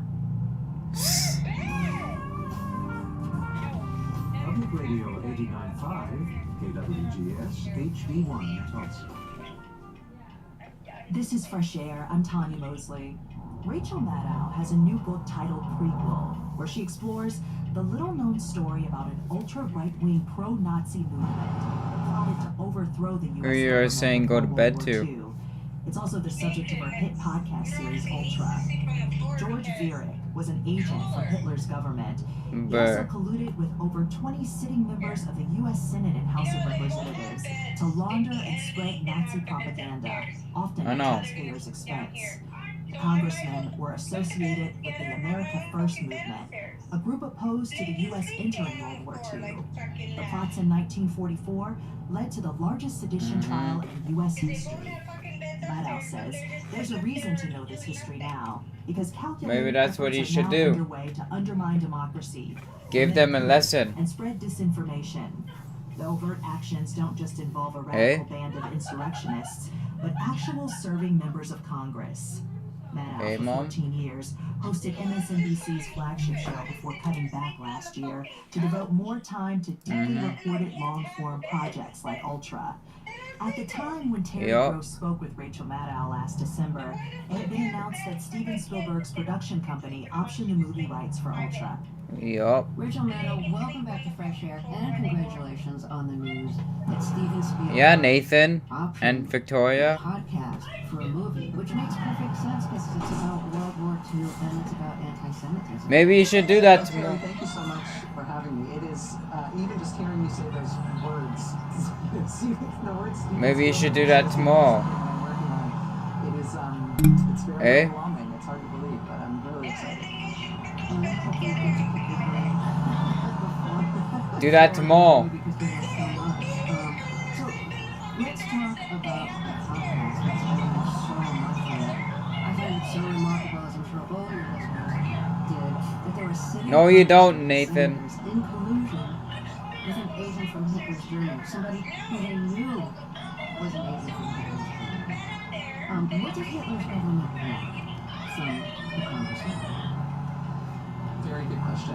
And one of the things that I think is oddly and sort of disturbingly most relevant to what's happened in our world in recent years, what they wanted in most instrumental terms was for the United States to not enter World War II.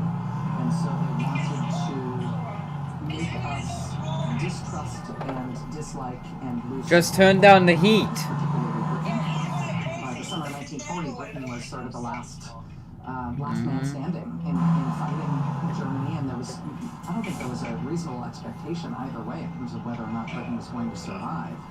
And so Germany wanted to make sure that Americans, What are they talking about Germany? in a native way, didn't necessarily want to get involved in another war, felt like getting involved would be hopeless, felt like the Germans were inevitable victors in the war, and then you get to the sort of next stages, which is that they wanted Americans to think that it wouldn't be so bad if Germany won.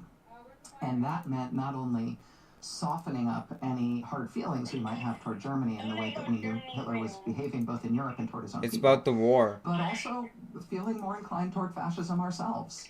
Did I overstate it when I said that the members of Congress who dealt with this German spy knew that he was a spy for Hitler's Germany?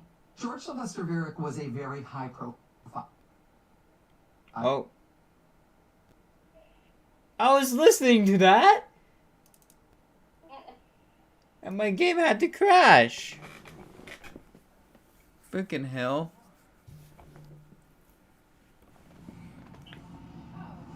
Like, why? I was listening to that. And my game had to... Done.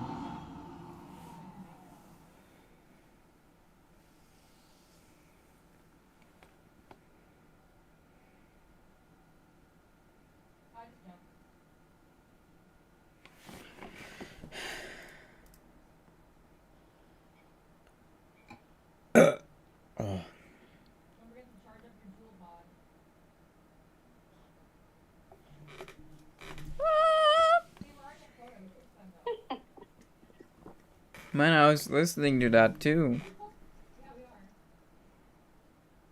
I had to cut it out, really?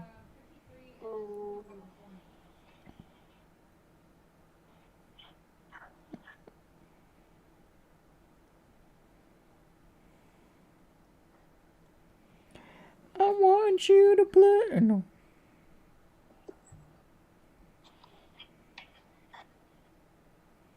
Sexy livestock trailer. Oh yeah.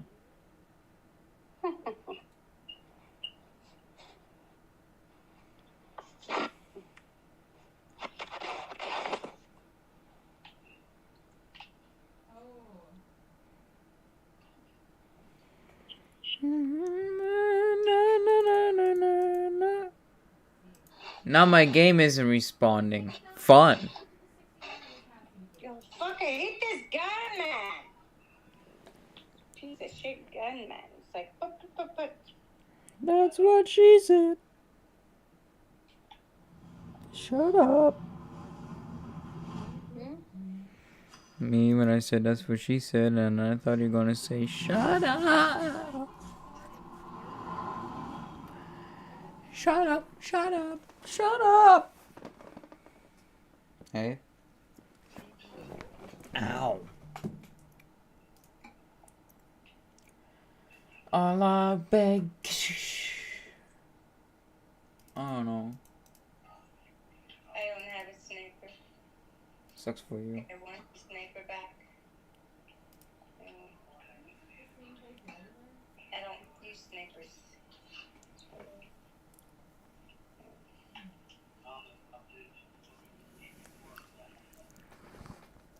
What?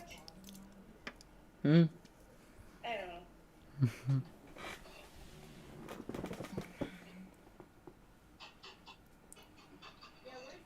I don't know. I'm saying something about something or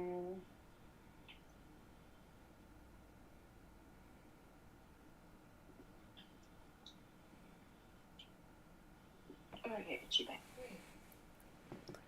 Man, I'm about to change pants.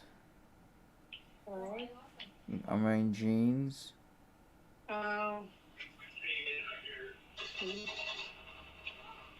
Yeah, I'm wearing jeans and it's not nice sometimes. Oh. Even wearing a belt, it's not nice.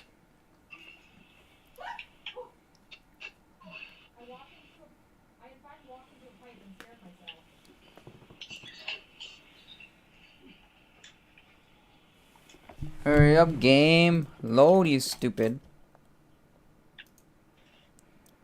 Chill out. Uh-huh. Bro, I hate this stupid little fuck. hate you, game.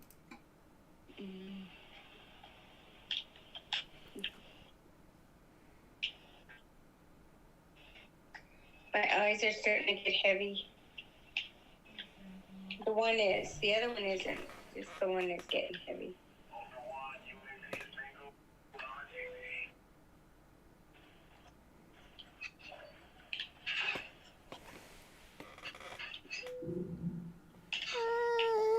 Oh, it's shooting at me.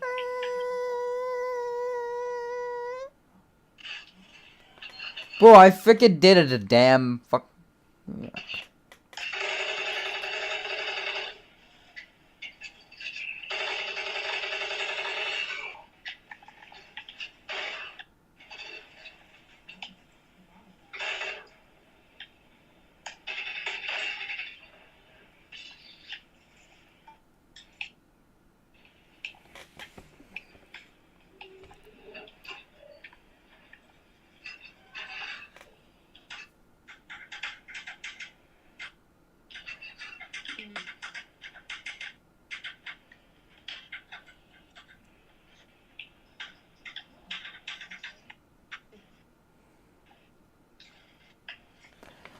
Sometimes I hate wearing belts. Sometimes I hate wearing belts.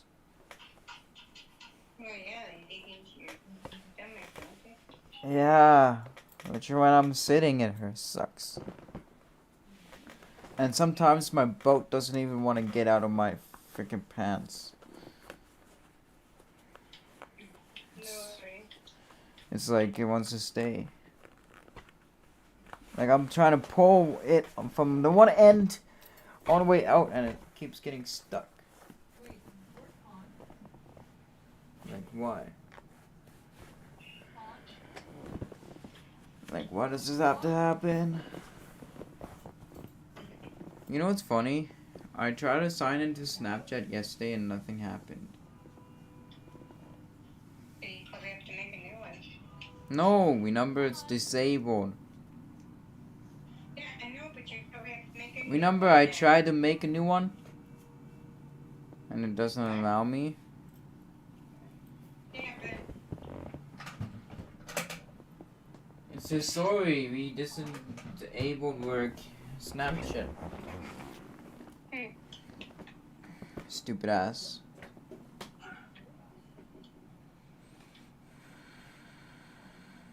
It's been way past 30 days. Yep, it is. Well, account is locked still. It's still in review. And they said, oh, we're getting back into you quickly in 30 days. Really? It's been way past.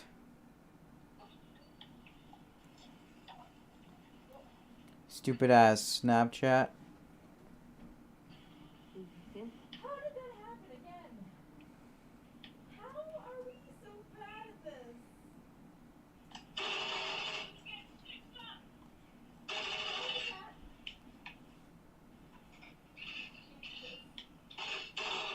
Maybe I should phone them.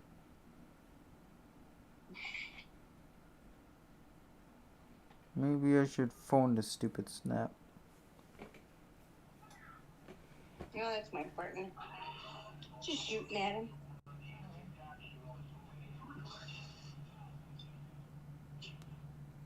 Maybe I should phone Snapchat's phone number. Yeah, long distance. Also.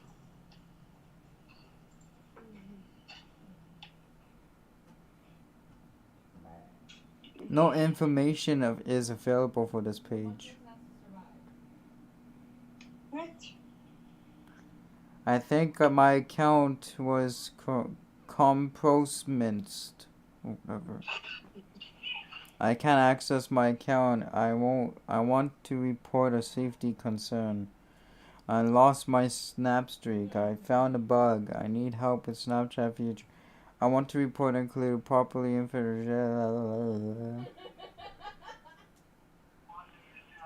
I can't access. I think I pressed the wrong one.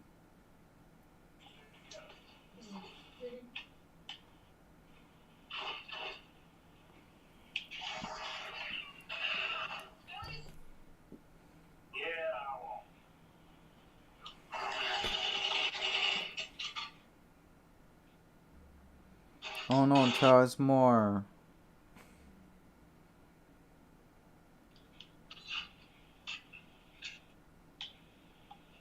My account has been... Once time has passed, a temporary lock will end it on its own. You can try logging back in via the app or by selecting Unlock My Account. On our account site, be sure to take a look at common reasons why your account may have been locked before logging back in again, or may become permanently locked.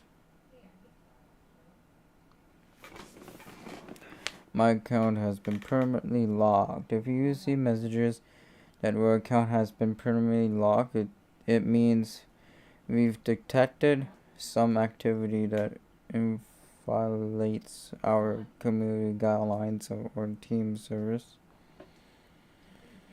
Can I apply permanently locked accounts? Some permanently locked accounts may be eligible for appeal.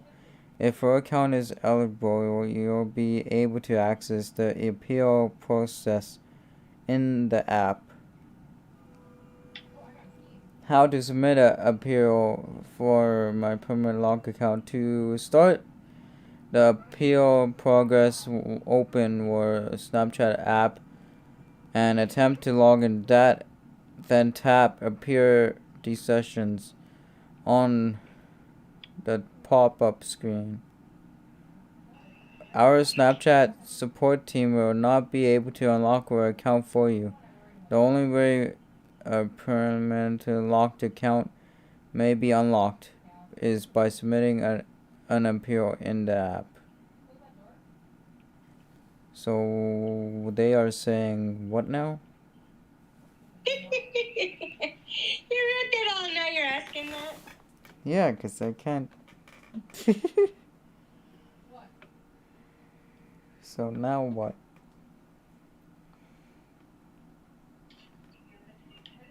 I'm signing in. Okay. Due to repeated failed attempts or this unsure activity, your account to Snapchat is temporarily disabled.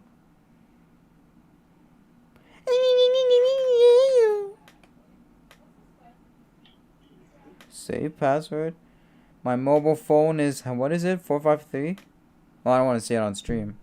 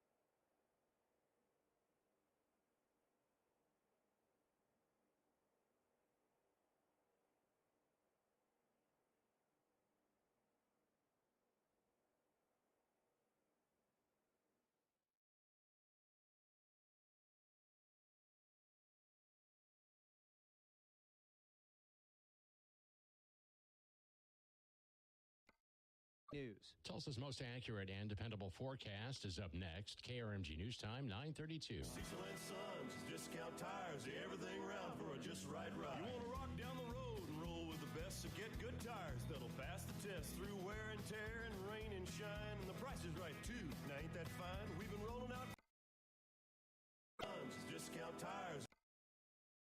Support for KOSU. To a conspiracy that was being led from Berlin, that they were linked explicitly to the German government, that the Germans in many cases were paying them to do Sorry about that. I didn't even realize I had my mic off. Thank you, Pete. There's so many like outrageous things that happen. Like I had my mic muted the whole time. Potential jurors are questioned before they're chosen to be jurors.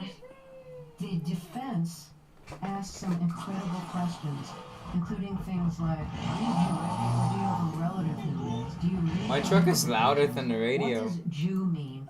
What does international bankers mean? What's meant by Mongolian Jews? We're not loud. And do you think Jesus was a Jew? Okay. And there were no Jews, no African Americans on the jury, but at least 3 German Americans. It's amazing that the judge let this kind of questioning happen. And there were no Jews, but there were 3 German Americans.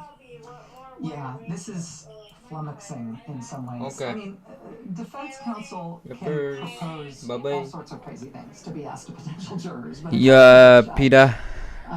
To decide Peter. what actually gets asked. And for Judge Eicher to have allowed some of these questions specifically designed to keep Jews off the jury, and also to sort of push-pull the jury on being disinclined toward any Jewish perspective, is a remarkable thing. And indeed, there were no Jewish people on the jury. I feel like one of the things that might explain why Bedlam broke out and why the trial was so out of control and why things like that happened with selecting the jury pool, it may have had something to do with the fact that Judge Eicher was very inexperienced. He was in his mid-60s by the time the trial was happening, but he'd only been on the bench for 2 years. H? He'd been a congressman What do you mean H? from Iowa. He'd been on, I think, the SEC. He'd had some other government jobs. He'd had a sort of distinguished career and was well regarded, but he was not experienced as a judge. When he was put in charge of this trial with 28 incredibly rowdy, incredibly disruptive, in many cases incredibly eccentric defendants, almost as many defense lawyers. I don't want. What do you mean you don't want? In the country on incredibly inflammatory PBA? charges. It was going to be a challenge for any judge, but for somebody who didn't really know what he was doing yet, he was very clearly overmatched from day one of that trial. And you say that the defense tried to prevent the trial, tried to postpone the trial, tried to have a mistrial declared, and they kept doing that like over and over. The trial came to a kind of a dramatic conclusion because the judge went home one night after the trial had been going on for months, had dinner, and then died in his sleep. Is so so loud. It was a crazy moment. I mean, the trial never got less chaotic from the very beginning. And you can see it in the newspaper coverage at the time. That there's reporters who are planning on. Do you want the background? It's so loud. Great detail everything that happens. And then the news coverage sort of I'm so confused. Over time, because nobody can follow what's going on, and the case is so chaotic, and the courtroom is so uncomfortable, and it's so out of control. Judge Eicher, 7 months into the trial, when the prosecution, which goes first in a criminal trial, they weren't even halfway through their presentation, 7 months into it already. He felt ill one day in the courtroom, went home, and died in his sleep. Where are you going in the game? I am going to. Allow another judge to come in and pick up I where the trial am leaving left from off. Cody Town And the defendants did not want to. to do that. They wanted to start all over again from day one. Cordialano, whatever you say The it. courtroom was to their benefit at this point. The Justice So that's where I'm Department heading. had to decide whether they were going to do that, whether they were going to start over from day one, or whether they were just going to dismiss the charges and let it go. And they let that decision linger for quite a long time. And one of the things that happened in the interim, while it was still possible they could restart the trial, is that the prosecutor asked leave from the court to go to Germany. A U.S. Army captain who was part of the Nuremberg prosecutions contacted this prosecutor, John Raggi, at the Justice Department and said, hey, we're interrogating these Nazi leaders here, and all of your sedition defendants' names keep coming up. when we're interrogating these Nazis about who they were working with in the United States and what they were trying to do. You ought to see this evidence.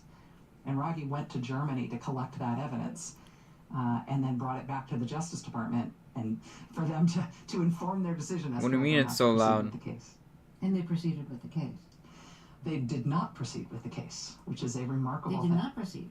No, they allowed the mistrial to be the end of the story. And Raggi's report from Germany, with all the evidence that was collected from German officials, confirming the central charges of the sedition case, that these Americans had been receiving support from Germany, that they were working in cahoots with the German government to try to overthrow the U.S. government and install fascism here. He brought all this evidence back, including the names of 24 members of the House and Senate who had been involved in the propaganda part of this operation. He brought it all back. He gave it to the Attorney General. The Attorney General brought it straight to the White House. What the then fuck? Occupied by Harry Truman. And Harry Truman said, this report will never see the light of day. This is not a report that will be made to the American people. This will not be given to the court. This is over. This is done. This cannot come out. Rachel Maddow speaking with Terry Gross last year about her podcast series Ultra, which was about plots from ultra-right-wing groups to overthrow the U.S. government before World War II. More after a break. This is Fresh Air. The word Maidan means a gathering place. It's a space to celebrate, mourn, and just be together. It's also the title of Rose Previtt's debut cookbook. The message here is one of welcome, of acceptance, because we are more the same and we are different, and we want the same things: food, safety, security, and family. Maidan, recipes from Lebanon and beyond, Saturday on Weekend Edition from NPR News. Saturday morning from 7 to 10 on Public Radio 89.5. Support for NPR comes from this station and from Indeed, designed to be an end-to-end hiring solution for businesses of all sizes to attract, interview, and hire candidates, all from a single platform. Learn more at Indeed.com/NPR. And from I don't know what we're talking about. and Paul G. Haga, supporting African Wildlife Foundation, working to ensure the future of Africa's wildlife and wildlands. Learn more at awf.org. This is Fresh Air. Let's get back to Terry's interview from last year with Rachel Maddow. She has a new book titled Prequel about plots from ultra-right-wing groups to overthrow the U.S. government in the years leading up to World War II. It's also the subject of her podcast series, Ultra. But yeah, I hope you guys hit that like button and subscribe. I'm trying to get to 400 by the end of this month. Ever got indicted? Is that It would right? be awesome. That's right. And it's a good question as to why not. Yeah, why not? Well, I mean, Viereck himself, who was the German agent, was charged, and in his individual trial, and again in the evidence that was brought forward against him in the sedition trial, the government laid out what he was doing with these members of Congress, including paying them to do this work that had been assigned to him by the Hitler government. So they had the evidence of it. The Justice Department did bring in a couple of members of Congress to testify to the grand jury. They did indict one congressional staffer. They had a lot of evidence about members of Congress having been part of this plot, and they chose not to indict the members. And there isn't an explanation from that I think all parties would admit to. But my view, having sort of marinated in this research for the past year or more, is that the Justice Department just did not want to incur more ire and more wrath from the members of Congress who were already giving them such a hard time for this case. Members of Congress knew I'm really confused what do you mean by my what they had background. done, and they did everything they could to try to get this prosecution blown up, from getting first one and then the second prosecutor in the case fired by political pressure. Nice. Thank you, In one Piba. case, one of the members of Congress who was brought Thank to you so testify much. at the grand jury and who had his congressional staffer indicted, he tried to get the sedition law taken off the books. So it would result in the American justice system no longer having that available as a charge to bring against people who did these things. They really did everything they could to make life miserable for the Justice Department in pursuing this, and in so doing, protected themselves, I believe, from being charged when the evidence existed that would have justified a charge. So the legal system never held anybody accountable for this sedition and for the violence that these ultra-right-wing groups were behind and the congressmen weren't held accountable, did the people hold? But hey guys, if you guys are on my Twitch, Yes. go subscribe to my YouTube channel. Instance, and this was a surprise to me and a really interesting part of the research. This, as a prosecution, didn't work. But the Justice Department's investigation was of interest to the public. It was done at the same time that there was a lot of journalistic and even activist investigation of these matters. There was really good investigative reporting, both in book form and in magazine and newspaper journalism done about these scandals at the time. There were activist groups who infiltrated some of these violent ultra-right groups and then publicized their findings about what those groups were doing. They not only brought it to law enforcement, they brought it to the press and made sure that people knew what was happening. And the result from the public was that almost all of the members of Congress who were implicated in this, you know, safer Piggy, some of whom were among the most popular and powerful members of Congress of their day, household names, almost to a one, they were voted out as soon as they came back up before the voters. You were either voted out in primaries or voted out in general elections, including huge figures at the time like 𝗦cie from North Dakota and Vern Wheeler from Montana and Hamilton Fish from New York, and all of these very powerful, very famous members were thrown out on their ear because constituents, and in some cases their political parties, recognized what they've been doing to help the Nazis. It was a form of political accountability. Okay, have an amazing night. See you tomorrow. I'll be live around the same time, buddy. But I go live at 7 p.m. until late. So yeah. Have an amazing night, bud. And the first sedition trial against leaders of the militia group, the Oath Keepers, found 2 leaders guilty of seditious conspiracy. There's another Oath Keeper sedition trial going on now, and a sedition trial of leaders of another militia group, the Proud Boys, that's about to start. Do you find it amazing, the parallels between the period you're writing about, the years leading up to World War II, and now? It is it is a little unnerving. I didn't plan it this way, but we published the first episode of the podcast when opening statements started in the first Oath Keepers sedition trial, and the final episode came out on the day before the verdicts. So I didn't mean for it to be that tightly sort of correlated over time with the history, but the cases have a lot in common, and it does make me feel like studying this history and being clear on what went right and what went wrong the last time our country faced something like this might be helpful, because apparently this stuff recurs, and we should learn from how we handled it in the past and from what Americans who went before us were able to do to fight this stuff effectively in the past. We should learn from them. Rachel, you've basically given up a lot of real estate on MSNBC to pursue long-term projects like Ultra. So you're only hosting your show one night a week on MSNBC, Monday nights, and you're also doing special coverage, which means you've been on MSNBC probably more than you planned. Did you have to think a really long time before deciding to actually make that really big change in your life? I mean, your show was the flagship show on MSNBC, and this is being concerned with what would happen to your staff after you left, because I know that you made a deal with MSNBC that they would continue to have jobs, which is really admirable on your part. I applaud you for doing that. But how hard was it to make the decision that you were going to make a major change in your work life?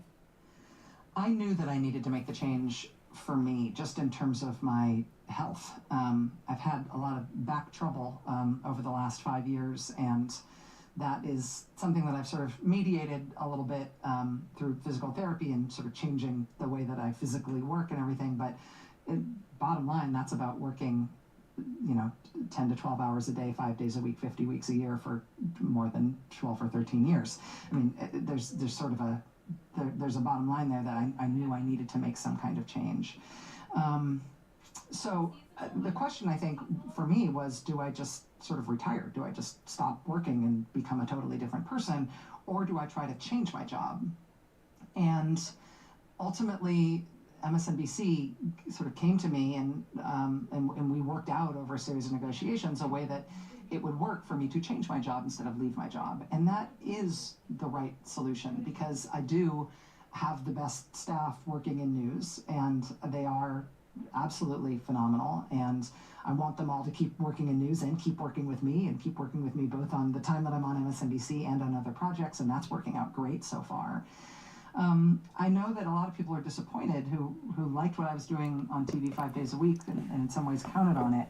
But I think mostly people have been understanding that, you know, you can't do it forever. And Terry, I'm sure you know a little bit of how this feels. You know, you've built something that really succeeds and that really works and that people really count on, and you don't want to let anybody down.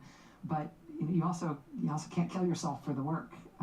Part of what makes this so valuable is what you bring to it, and if you can't bring what you know you want to the table because it's just too much work over too much time, being honest about that is the right thing for everybody.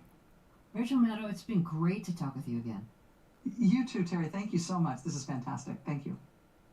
Rachel Maddow speaking with Terry Gross last year. Her new book, Prequel, tells the same story of her hit podcast series, Ultra. Coming up, Justin Chang reviews the new film, The Boy and the Heron, by Japanese animator and director Hayao Miyazaki. This is Fresh Air.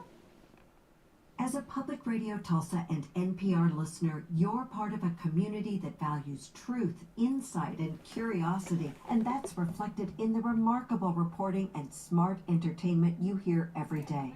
It's all made possible by another community, the community of Public Radio Tulsa contributors, and we can't have one without the other. Become a contributing member today with your gift at publicradiotulsa.org. Support for Public Radio Tulsa is provided by the founders of the Shining Honor Project, enriching the lives of those with developmental challenges while honoring our nation's veterans. Meet and learn about Honor Team members at shininghonor.org/stories. Hold up. National Public Radio for Northeastern Oklahoma from the University of Tulsa. Public Radio 89.5, KWGS HD1, Tulsa. This is Fresh Air. 10 years ago, the revered Japanese director and animator Hayao Miyazaki announced his retirement. Now at the age of 82, Miyazaki has returned with a new animated feature called The Boy and the Heron. Our film critic Justin Chang says it's a gorgeously drawn and deeply moving work from an undisputed master of storytelling. Those of us who love the work of the anime master Hayao Miyazaki have happily learned not to take his retirement announcements too seriously. In 1997, he claimed that Princess Mononoke would be his final animated feature.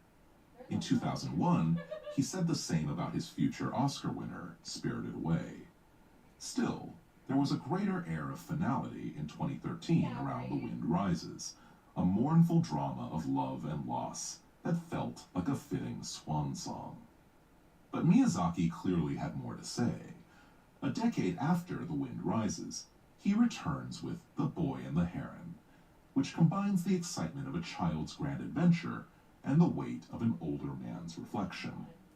The boy of the title is 12-year-old Mahito, whom we first meet on a fateful night in 1943. Bombs are falling on Tokyo, and his mother dies tragically in a fire at a hospital. A year later, a still grieving Mahito moves to the countryside with his father, who's about to marry a woman named Natsuko. Some but not all of this is drawn from Miyazaki's own life.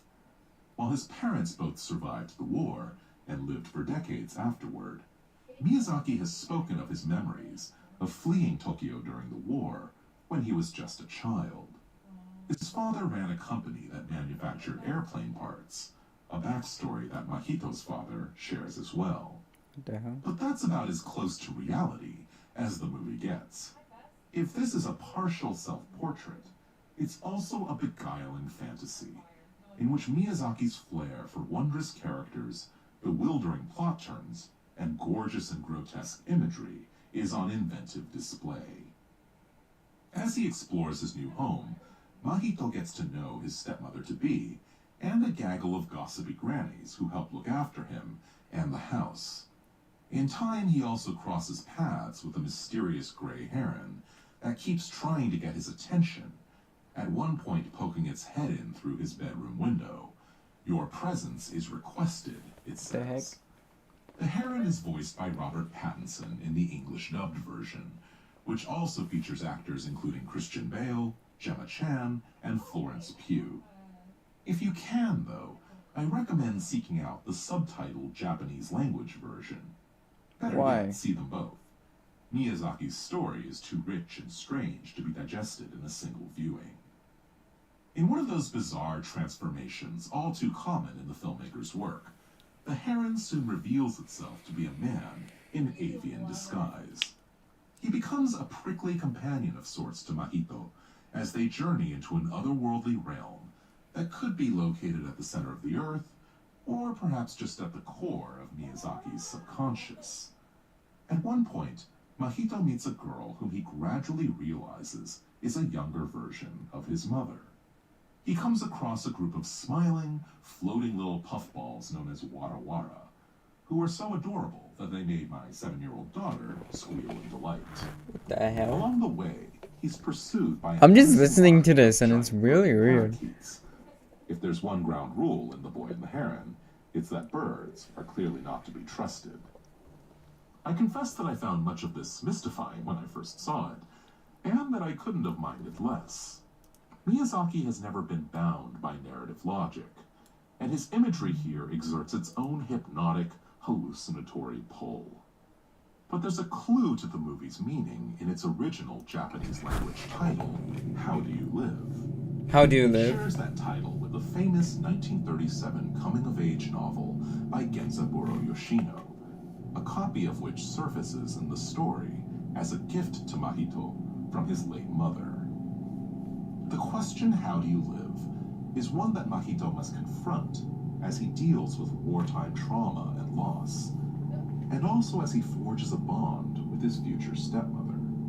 But Miyazaki is also asking us how we live, how we push past our own despair and find balance in the instability of life. Over the years, his movies have provided their own hopeful answers. Set in worlds ravaged by greed, conflict, and environmental destruction, they remind us that there's redemption in acts of kindness and love. It's that sincere belief in the possibility of goodness that draws me back to Miyazaki's work again and again, and that makes The Boy and the Heron such a powerfully affecting addition to his legacy.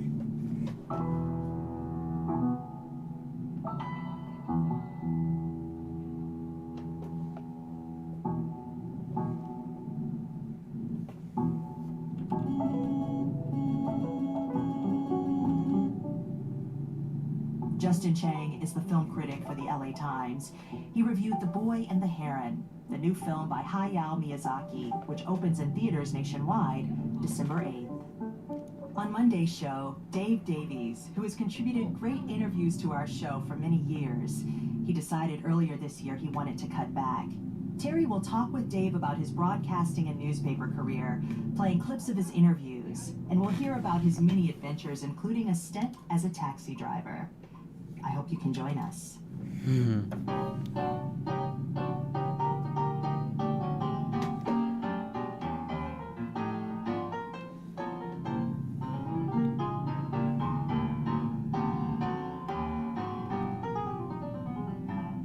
To keep up with what's on the show and to get highlights of our interviews, follow us on Instagram at NPR Fresh Air. Fresh Air's executive producer is Danny Miller. Our senior producer today is Roberta Shorak.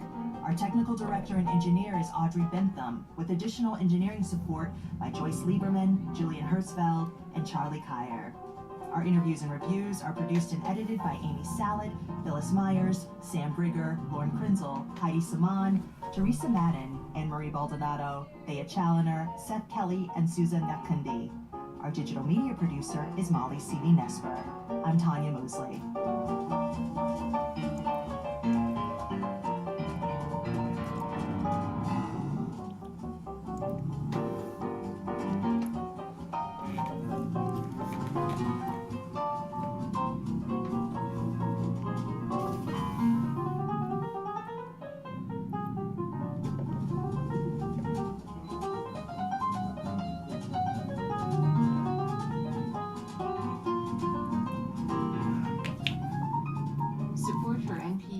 comes from this station and from Subaru.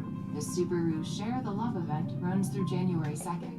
By year's end, Subaru and its retailers will have donated over $285 million to charity. Subaru.com/share. And from Organic Valley, a farmer-owned cooperative dedicated to providing ethically sourced food from small organic family farms across the country. Learn more at ov.coop/ethically sourced. Enjoy an afternoon with some of Tulsa's finest young musicians as the Tulsa Youth Symphony present their fall concert featuring 10-year-old piano soloist Jade Holt in the first movement of the Piano Concerto No. 12 by Mozart, along with works by Kavalevsky, Elgar, and 2 sleigh rides, one by Leopold Mozart and the other by Leroy Anderson. The concert takes place Sunday, December 3rd at 3 o'clock at the Union High School Performing Arts Center. Ticket information at tulsayouthsymphony.org.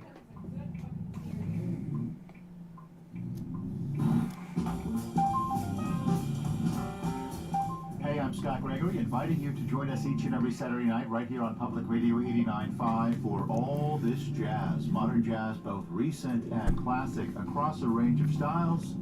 3 solid hours exploring the many facets of jazz music, and in the third hour from 11 to 12, there's always a theme. Join us. There's never a cover and never a minimum. All This Jazz, Saturday nights at 9. Support for Public Radio Tulsa is provided by contributing listeners like you and by the Food Bank of Eastern Oklahoma. 1 in 5 children in our community face hunger daily. Information about how to fight hunger in Oklahoma is available at okfoodbank.org. A listener-supported service of the University of Tulsa. Public Radio 89.5, KWGS HD1, Tulsa. BBC World Service, this is 𝗦cie with The Real Story. One topic, 1 hour every week. And this week, some call Geert Wilders the Dutch Donald Trump. Having campaigned against Islam on the fringe of politics for 20 years, it'd be more accurate to call Mr. Trump the American Geert Wilders. Last week, Mr. Wilders was catapulted centre stage by a general election result which gave his party almost a quarter of the vote. He's not alone. Populists from the right say success in the Netherlands, a socially tolerant country at the heart of efforts to build a common Europe, demonstrates that the future belongs to politicians willing to say, my country comes first. Nationalists and populist-league governments in Italy and Hungary, in Denmark, they're even influencing the politics of the centre-left. Is migration alone driving this, or have European voters decided the post-war model of ever-closer union is no longer for them? That's The Real Story from the BBC, coming up after the news. Hello, I'm David Harbour with the BBC News. The Hamas-run health ministry in the Gaza Strip says that Israeli airstrikes killed more than 170 people on Friday, following the collapse of the 7-day ceasefire. Reports from Khan Yunis spoke of some of the heaviest bombardments yet. Israel earlier dropped leaflets in parts of southern Gaza, warning people to leave and move even further south towards the Egyptian border. Each side accuses the other of breaching the ceasefire deal. Eylon Levy is an Israeli government spokesman. A hostage release pause could have been extended to get more hostages out, and the government of Israel had already approved a sufficient list of Palestinian violent criminals in Israeli jails to proceed with an exchange for at least another 2 days. Having chosen to hold on to our women, Hamas will now take the mother of all thumpings. The Israeli army has confirmed that at least 4 hostages have died while being held by Hamas in the Gaza Strip. The oldest was 85 years old. The UN Security Council has voted to end its political mission in Sudan from Sunday, following a request by the government in Khartoum last month. Sudan has been ravaged by 7 months of civil war between the army and a rival paramilitary group. From New York, here's Neda Taufik. The United Kingdom, the penholder of the resolution, said it wouldn't have chosen to close the political mission at this moment. But given the Sudanese government's demand for an immediate termination, they sought a compromise on an orderly transition. The resolution requests that the mission ceases operations on Sunday and transfers its tasks where possible to other UN agencies. The mission was meant to support a political transition and transfer of power to a civilian administration in Sudan. A federal judge in the United States has ruled that the former president, Donald Trump, is not immune from prosecution for actions he took as president. It's the latest setback for Mr. Trump in the case alleging he plotted to overturn the result of the 2020 election. El Salvador's president, Nayib Bukele, has stood down from his post on a temporary basis in order to run for a second term next year. His opponents say the move amounts to a distortion of electoral rules. Will Grant has this report. As President Bukele started his first day officially out of his post, Salvadorans woke to the news that a late-night session of Congress had chosen his close ally, Claudia Rodriguez, who heads the Public Works Directorate, as his substitute. It is a uniquely strange arrangement in the Central American nation, one which President Bukele's critics say is unconstitutional. They see his bid for re-election as a power grab. His supporters, however, point to Article 152 of the Constitution, which they say allows him to stand for re-election if he hasn't held presidential office for the preceding 6 months. Will Grant reporting. World News from the BBC. The UN has formally lifted restrictions on weapons deliveries to Somalia's government more than 30 years after it first imposed a full arms embargo on the country. The Security Council adopted a British-drafted resolution allowing weapons to be provided to Mogadishu to help its army fight off a 17-year insurgency by the Islamist militia Al-Shabaab. Prosecutors in the United States have charged a prisoner, John Turskak, with the attempted murder of Derek Chauvin, the former police officer convicted of killing George Floyd. The white former officer is serving a 22-year sentence for murdering Mr. Floyd, an unarmed black man, by kneeling on his neck until he suffocated. From Washington, Shingai Nyoka reports. Prosecutors say John Turskak stabbed Derek Chauvin 22 times with an improvised knife in the law library at the federal prison in Tucson. He faces additional charges, including assault resulting in serious bodily injury. The inmate is alleged to have said he would have killed Chauvin had prison officers not responded so quickly. He allegedly cited Chauvin's high profile as the reason for the attack, but later told the FBI that he hadn't intended to kill him. The former police officer was taken to hospital following the attack and is reported to be in a stable condition. Guyana has welcomed an instruction by the UN's highest court that Venezuela must not act in any way to undermine its neighbours' control of the disputed oil-rich region of Essequibo.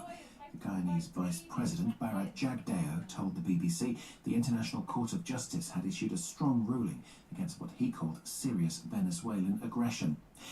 Tens of thousands of Ethiopians have headed to the city of Aksum for a religious festival, which, because of the civil war in Tigray, is taking place for the first time in several years.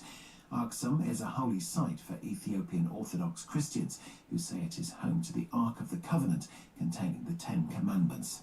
And that's the latest BBC News. This is The Real Story from the BBC. I'm 𝗦cie with your weekly exploration of a story that's making news and changing lives. And this week, Geert Wilders, the man described as the Dutch Donald Trump, has pulled off a surprise election victory in the Netherlands. On the political fringe for years, he could now be the next Prime Minister. In the past, he's called for a ban on mosques and on the Quran, but he insists he's no extremist. I don't subscribe to myself as being far right, as you call me all the time. It's people that feel that I don't know when else will be people joining, are being so ignored because of the mass immigration that we had. yeah, guys, I know you guys have amazing with you all tonight. Hit that like button, subscribe, the good stuff, and I'll catch you guys in the next one. Peace.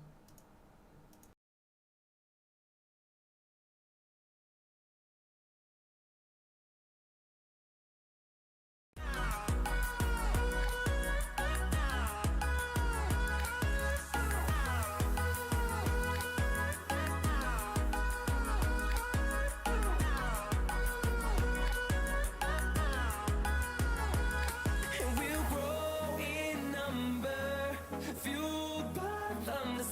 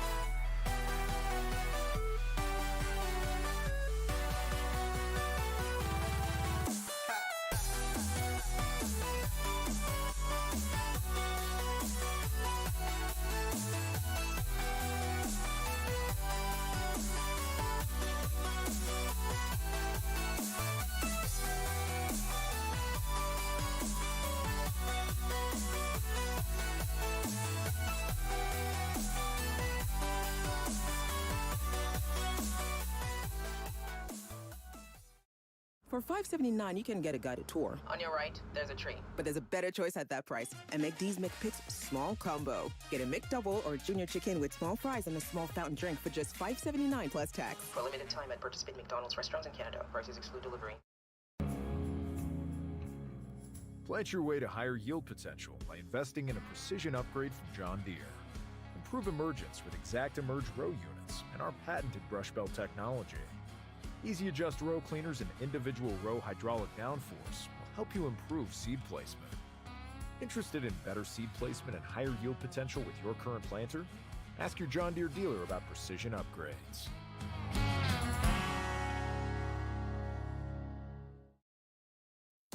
Choose your own offline listening adventure. Spotify Premium lets you download and take your music on the go. If you're new to Premium, you can try 3 free months right now, and then it's just $10.99 a month. Plus, you can cancel anytime you like. Terms apply. Tap the banner to learn more.